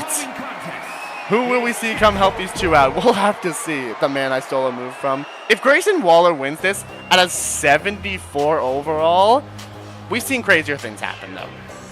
Here comes Grayson Waller. Look at him go.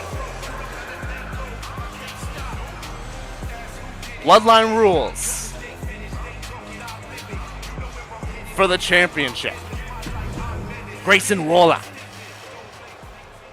versus the Multiversal Infinite Champion, Modest. There he is with that title around his waist.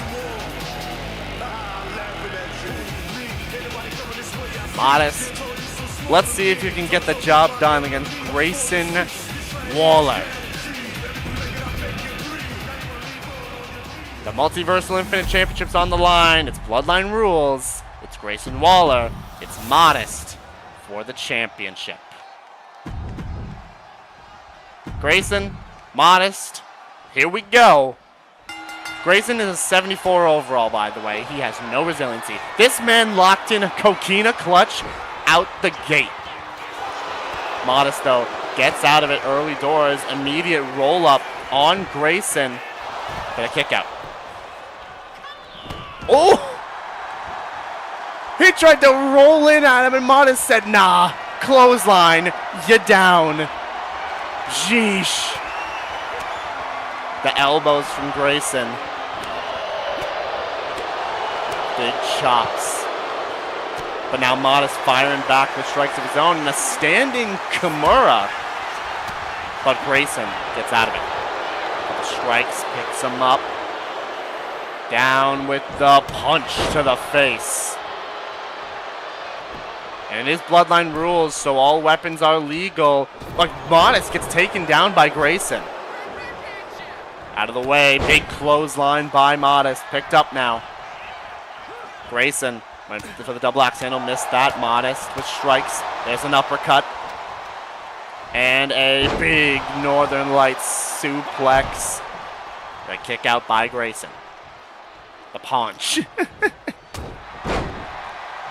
As Modest calling for Waller to get to his feet. Sends him off the ropes. And a scoop slam. Nice little scoop slam there from Modest. Who rolls to the outsides, looking to grab a weapon. And he's got a kendo stick. Kendo stick in hand, cracks over the head of Grayson. Out the way, big chops, big strikes from Grayson. Picks him up again. Rolling senton like maneuver. A little fireman's carry. We won't see the people run in. We won't see who they are until they run in.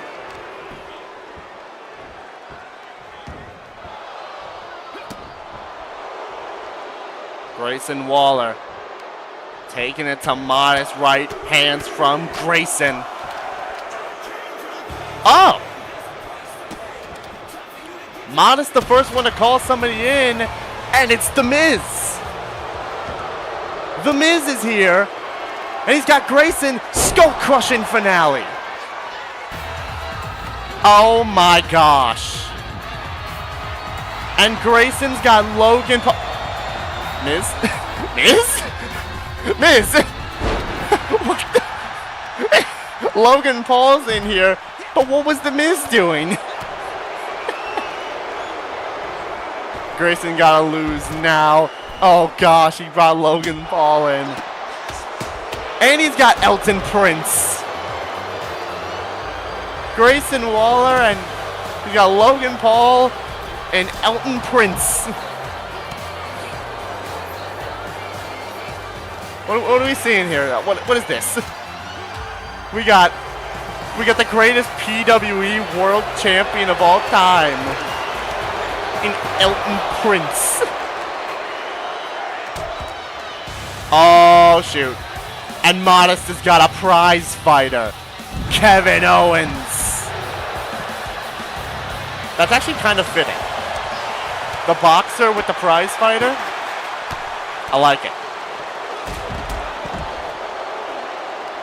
And Grayson sent away there. Chop block from Modest. And of course, Grayson's got Kit Wilson. He's got Elton Prince and he's got Kit Wilson. KO's back from injury. Of course he's got both Elton and Kit. Kit Wilson just immediately punched Grayson in the back of the head. Grayson trying to drag Modest back in the ring, but gets the elbows for his troubles. and gets back in the ring himself. He got the pretty deadly. Oh, Quiet Riot. Quiet Riot right there. But Elton's there to break it up. Elton Prince there to break it up. Sent that. Oh, no. One lucky punch from Logan Paul. And there's Kevin.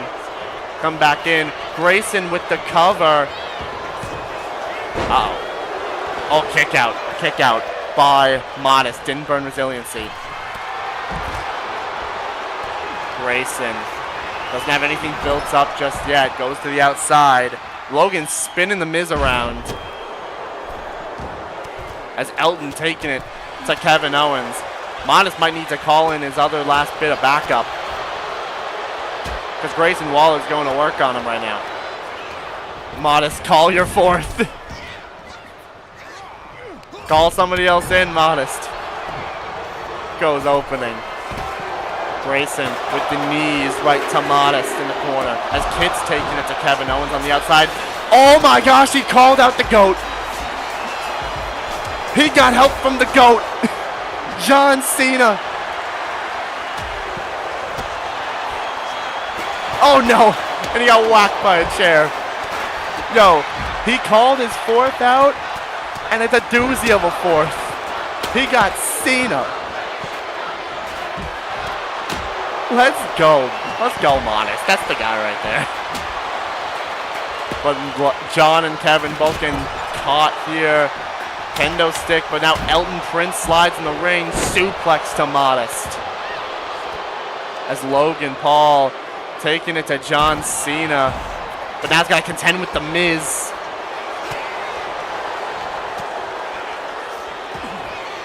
He's got the GOAT on his side, y'all. Cena. Now Grayson picked up and taken Modest down. And Elton with a knee drop. Uh-oh. Oh, went for that Rolling Thunder Stunner. Didn't land it. Modest with those strikes. Kevin taking it to Kit Wilson. And a clothesline from Modest. He's got that finisher built up. And everybody's on the outside. Except now Cena's gotten into the ring. Set up now. Modest. Oh no, kendo stick shot missed. Grayson tried to go for that Rolling Thunder Stunner. Didn't land it. Cena with the kendo stick.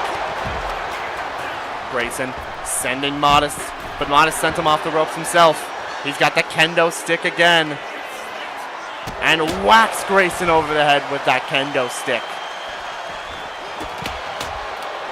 Grayson turned around, and an unprettier to Modest on the outside. Yeah, John Cena. He called in John Cena. Kevin, what are you doing? Yo, he was looking for that package pile driver, but Kit got the reversal on the outside as Grayson Waller tearing apart the announcer's table. Yeah, the chaos you brought with the power of 24.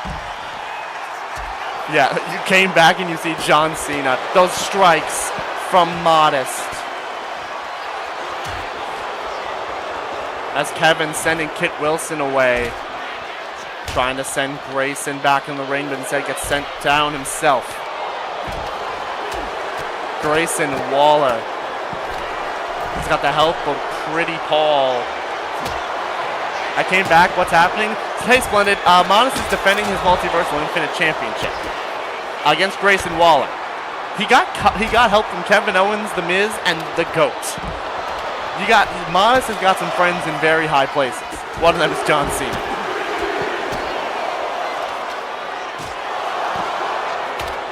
Miz taken down by Kit Wilson over there with that kendo stick. It's Grayson taking it to Modest. Lines them up. And the Miz, figure four locked in on Grayson. And a stunner from Grayson to Modest. Throws him back into the ring. Well, tried to. And then Kevin just said, nah, I'll throw you instead. And now Cena and Kevin Owens taking it to Grayson Waller. Cena. They're all just battling it out over there. Everybody's going after Grayson. And now Logan finally going to help out Grayson Waller taken down by Cena. Cena throwing Kit away. Oh, went for one lucky punch. Logan didn't hit it though. Yeah, utter chaos is what I'm seeing in this matchup. Neck breaker from Grayson. Knee drop. Grayson now going over to somewhere. I don't know where he's going. And Miz taking down Elton Prince. Grayson with that chair, but Modest caught it. Quiet Riot on the outside. And picks up the chair himself. Did some damage to Grayson Waller.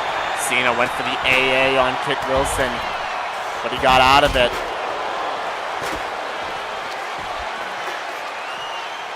Modest grabbing Grayson Waller. Stunner from Kevin Owens to Logan Paul.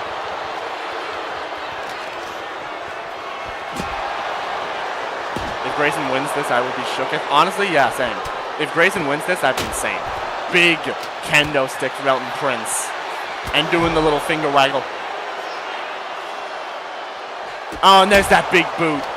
That big boot, both to Modest and to Cena. Modest has not burned this entire time. No, he has not. I mean, most of the time they've been on the outside. But Grayson sending Modest into the steps.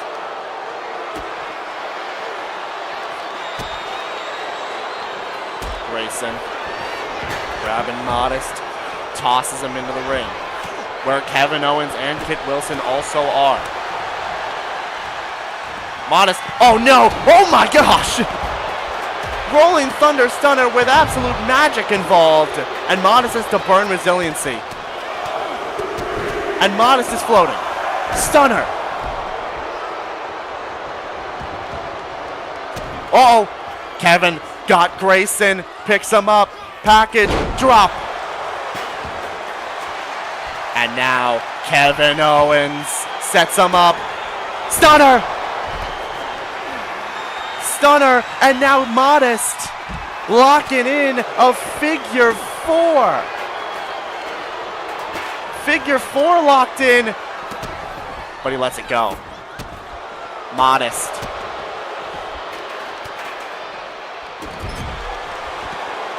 Big strike. Kevin, sidewinder suplex. Grayson got out of the way. Out of the way is Modest. Big kick, big strikes. Oh, rolling forearm. Cover. Referee in position. Oh, Elton Prince got there in time to break it up. But Modest isn't done. He's going to the corner. Lining him up. Quiet Riot. And Cena tosses Elton out of the ring. Perfect timing there. Modest retains.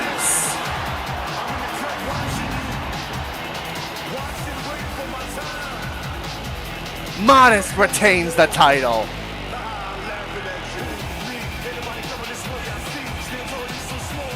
There we go. Modest gets it done.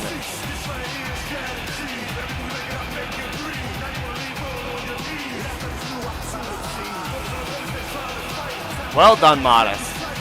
Successful title retention. Kevin Owens and Cena were in fact clutch.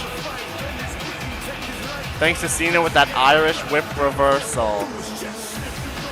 There it was, that quiet Riot. Cena would toss Elton Prince out of the ring, which allowed Modest to get the win. I'm satisfied match-wise now. Modest was cut too. Goodness me. Good job to Modest. And most importantly, Logan Paul lost. Absolutely. Alright, well, we do have one more thing to do because I did say that we were going to do a tag title match as well. So we will go ahead and we will do that. Just to close us out with something.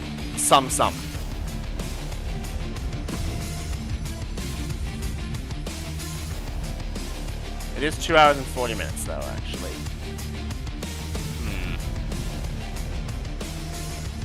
I was gonna say Tornado Limb. That makes sense. We'll do triple threat tag a limb. Oh, just a 2v2? Okay. Do I have that? I don't have that, maybe. Do not have that made. I will go ahead and make that right now. Tag team, 2-on-2.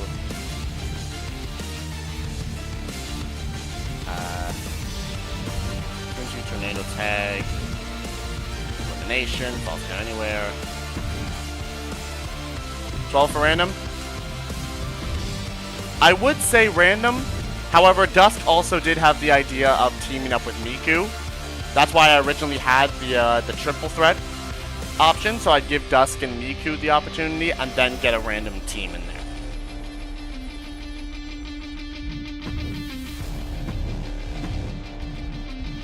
But also, I do need this anyways. That's probably one of table. You know, that's fair?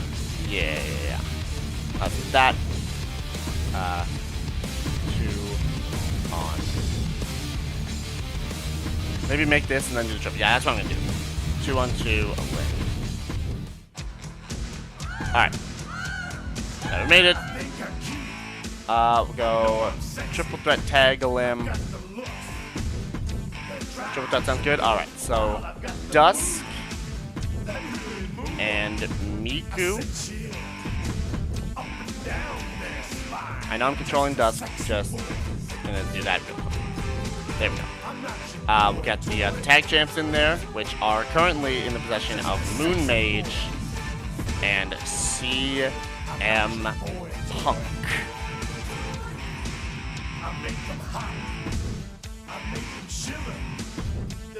And then there's a 12 for the randomizer, so let's do that. Here we go.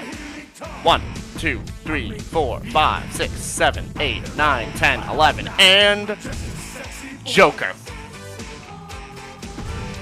What is this, a Dusk favorite match? What are we doing here? Here we go, 12 again. 1, 2, 3, 4, 5, 6, 7, 8, 9, 10, 11, and 12. Melee Fanny Fan.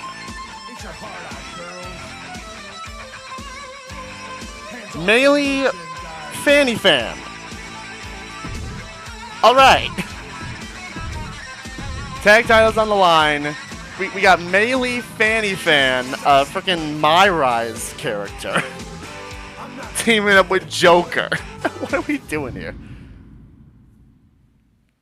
Alright, well. This will be the last thing we do to close out the night. We're in Tucson, Arizona. And coming out first, it is Dusk. Yeah, Joker's gonna have to carry. Melee was a 71. The following contest is a triple threat tag team match and is for the National Impact Tag Team Championship. Introducing the challenger from the other side of darkness, Dusty. Listen, I would say that, Solara.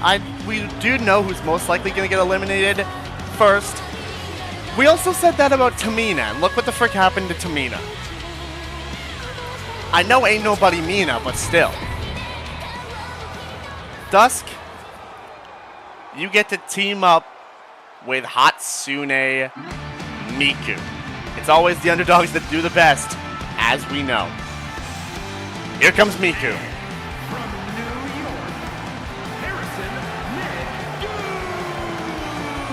Okay, fair. That was a legit IRL wrestler. Yeah, fair. Tokyo Teddy Bear is a banger. Fair enough. That is Dusk's theme. Tokyo Teddy Bear is the name of the theme. I'm thinking Miku. Oh, and Dusk too, I guess. Dang. There's the first team. Dusk and Miku. Second team. You're going to have to carry Joker. Joker, really going to have to carry.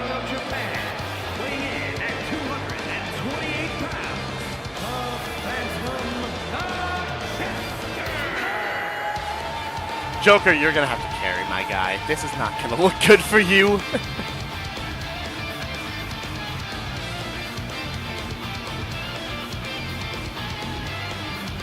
Joker. I got nothing else to say. Joker, just do what you can, man, I guess. You got a weird partner. We got Melee Fanny Fan. What are we on? From Pittsburgh, Pennsylvania, Melee Fanny Fan. She from Pittsburgh? Okay, that's so weird. Alright. Melee Fanny Fan and Joker, apparently. Last but not least, we've got our tag team champions, Moon Mage and CM Punk.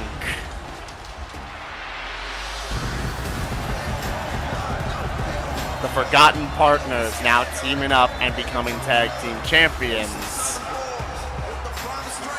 Moon Mage and CM Punk. In particular, one half of the National Impact Tag Team Champions,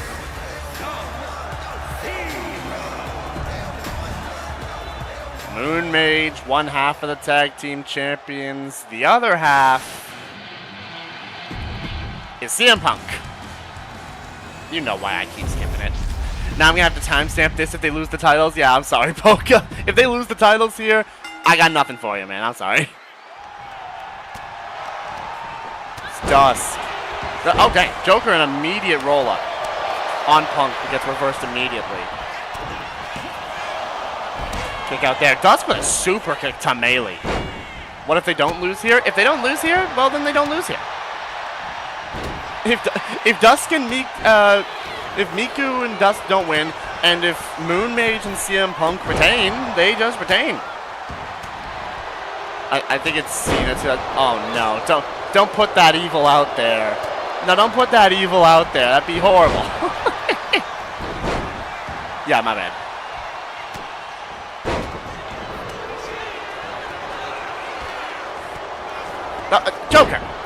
Joker, why'd you hit Bobby like that? My dude.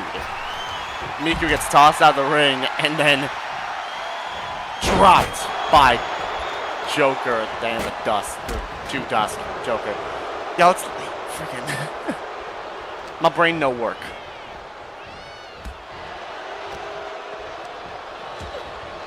Joker. Down goes. Oh! Super kick from Moon. Said, no, you're not getting this Hurricane Rana. I'm going to hit you with this super kick. Joker looking to grab a weapon as a table was already brought into the ring. Miku cover on Fanny. Kick out of one. As Moon sets up the table. And Joker with a poison Rana. To CM Punk. It is false count anywhere, so thankfully we don't have to worry about things being pinned in the ring or not. Picked up. Moon sends Joker into the LED post. Cover on Joker by Moon. Kick out of one. From Joker. He's looking cool. He's looking clean. He's trying to win this match. Yippee. I had no rhyme for that. I tried. I thought I had a rhyme for that. I did not. Moonsault from Joker as Miku's got a baseball bat and just shoved it to CM Punk.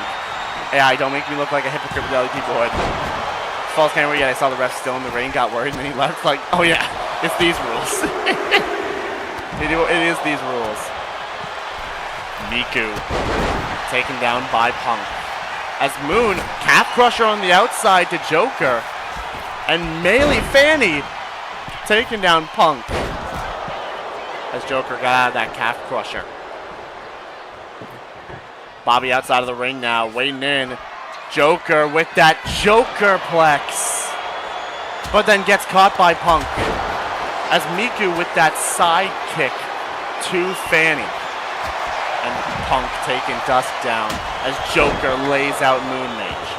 Oh wait, roll up on Punk by Dusk as Miku just got launched to the outside with that kendo stick by Joker. Dusk grabbing a weapon, grabs a trash can,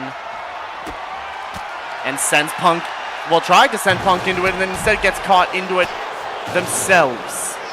Uh-oh, Moon trying to set up Joker for that Moon Clash, but still, even out of character, still can't hit it. Gosh dang it. Miku, the cover on Punk, but kicked out immediately. As Moon tried to send Miku into the LED post, didn't land it. Fanny with that DDT to Punk, and a torture rack bomb from Moon Mage to Miku. Kick out early though. Can I get one Moon Clash off for Pete's sake? Yeah, seriously. Yeah, I don't know if Punk burned resiliency, but that was a 2 count. Oh my gosh, standing moonsault from Fanny. That's resiliency from Moon. What, yo, Fanny, what are you made of? What are we doing here? Oh wait, Starlight Finale to Fanny. Okay, that might be it for Fanny. That might be it for Fanny. Yeah, that's it for Fanny. Never mind. Yeah, that's it for Fanny. Both Moon and Punk then burned resiliency. Kick out at 1 by Punk. Dusk and Miku. Miku stepping in, stepping out. Joker lifting up Miku. Phantom Thief driver. Right to Miku. Cover. Kick out at 2. Moon, no, tripped by Dusk, but gets caught by Joker. Lifted up. Phantom Thief driver.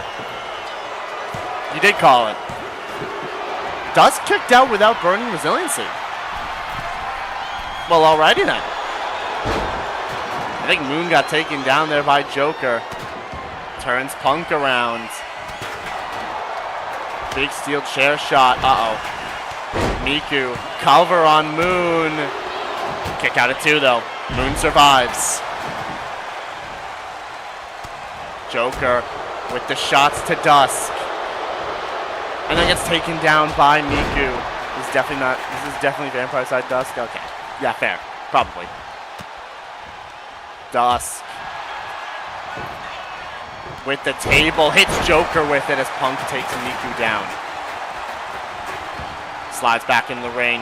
And now lifts up Dusk. Went for the go to sleep. But Dusk and the elbows up. Big kick. Dusk with that gut buster. Which I can't remember the name of right now. I know it had a name. I can't remember it right now. But Punk survives. Punk kicks out at 2. Moon stepping in, stepping out, stepping back in. Big drop kick. And that set Punk up. Anaconda Vice. And I think Miku getting pinned on the outside. Dusk is in trouble. And Dusk taps. Wait, Bobby didn't see it. Bobby didn't see the tap. Big knee from Punk into the Bulldog. I don't know why Bobby didn't see the tap. He was too late to call it. But it might not matter in a second because Punk's got Dusk lifted up. GTS. Cover on Dusk. That's resiliency. Oh, wait. Moon Clash to Miku. She finally hit it. She finally hit the Moon Clash. Resiliency burned from Miku. As Joker lifting up Dusk. Big forearm to the back of the head. Joker with those combos to CM Punk. Countered by Moon. Slides in. Reverse DDT onto the table. Moon almost has a signature built up. Puts Dusk in the corner. Now has a signature. And Miku sends Punk into the apron. Joker got the reach. No, he got that reach on him. Oh, wait, Dusk. That gut buster to Moon. Punk's too preoccupied. Cover. Moon survives again. Moon kicked out again. Well, alrighty then. Moon's got some fight. Punk's in the chairs. So is Joker. How'd you live? I don't know. But you survived. But you might not be surviving for long, because that senton hit by Dusk. Oh, wait, no. Moon put in the corner. Dusk. Trying to set up here. Miku with the cover on Joker. With a kick out by the Joker. Picked up now by Dusk. Right hand. Caught by Moon. Wait a minute. Roll up on Dusk. The cover off the roll up. Got it. Dusk is eliminated. And look at what position we are back in. Oh, wait a minute. But Miku not wanting to let that happen. Locking in a submission on Joker. On CM Punk. Who fights out of it. We are right back in the same position as when Moon and Punk won the titles, but Moon gets tossed away. Starlight finale to Punk. Cover. And Punk's out of here. Punk's out of here. It's one apiece per team.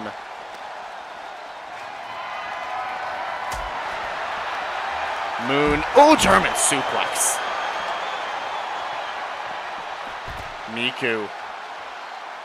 It's the 1v1v1.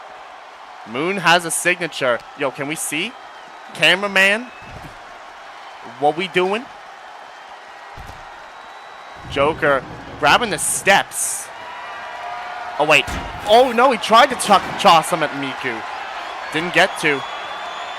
As Miku tossing Joker away. Russian leg sweep. Okay, Moon's just firing shots at Miku. Big kick. Moonlight drive. Right down goes Miku.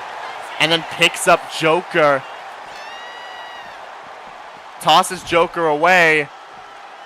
Picks up Miku again. Picked up. Popped up. Moon clash onto the concrete. Cover. Joker?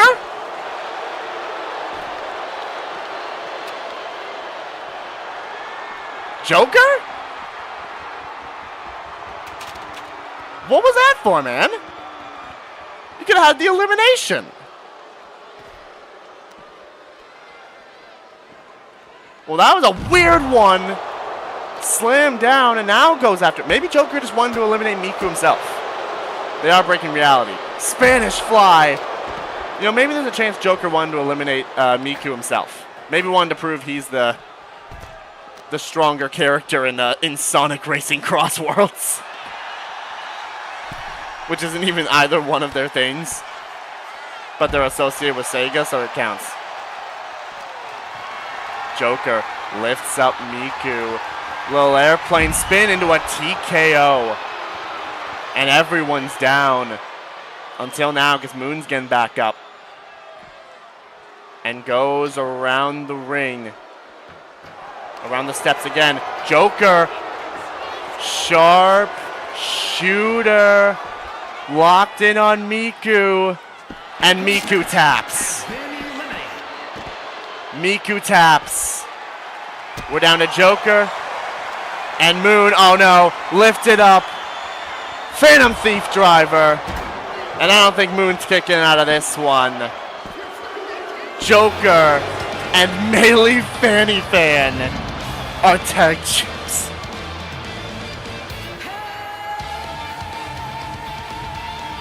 Gosh dang it. Fanny Fan is a tag team champion thanks to Joker.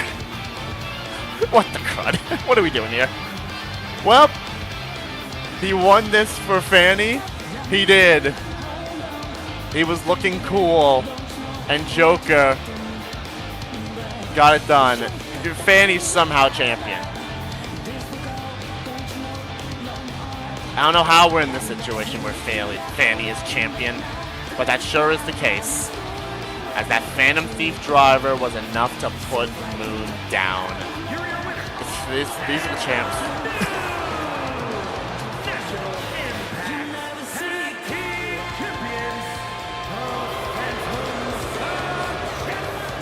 She was out first and she still won. Joker carried Fanny to a win. And we got new tag team champions. Why Fanny of all people? How did Fanny and Joker manage to pull this thing off? Roman? Well, at least I had the title. Better to have won it than to never at all. Absolutely. And you almost got it done as well. You lasted very long. Both you and CM Punk did very well in that matchup. And now we've hit the 3-hour mark. Perfect timing. I'm going to say this out of spite. Me in the next Multiversal Infinite Tag title match with a randomized partner. Hey, listen, we might do that, Erza. Might do it. Fair enough. We might do it. But that is all we've got for tonight. Same? Okay, well, we might need to do both of you then. Anything I can announce? Anything I can do? Maybe for a next week thing while I'm here.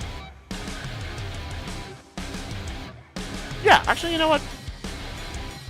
Let's do that real quick. Add me in any random? Okay. Same bat, same time, same bat time, same bat channel next week? You dang right. So, that's going to do it there. So, let's talk quickly about next week, because I can say one thing is for certain.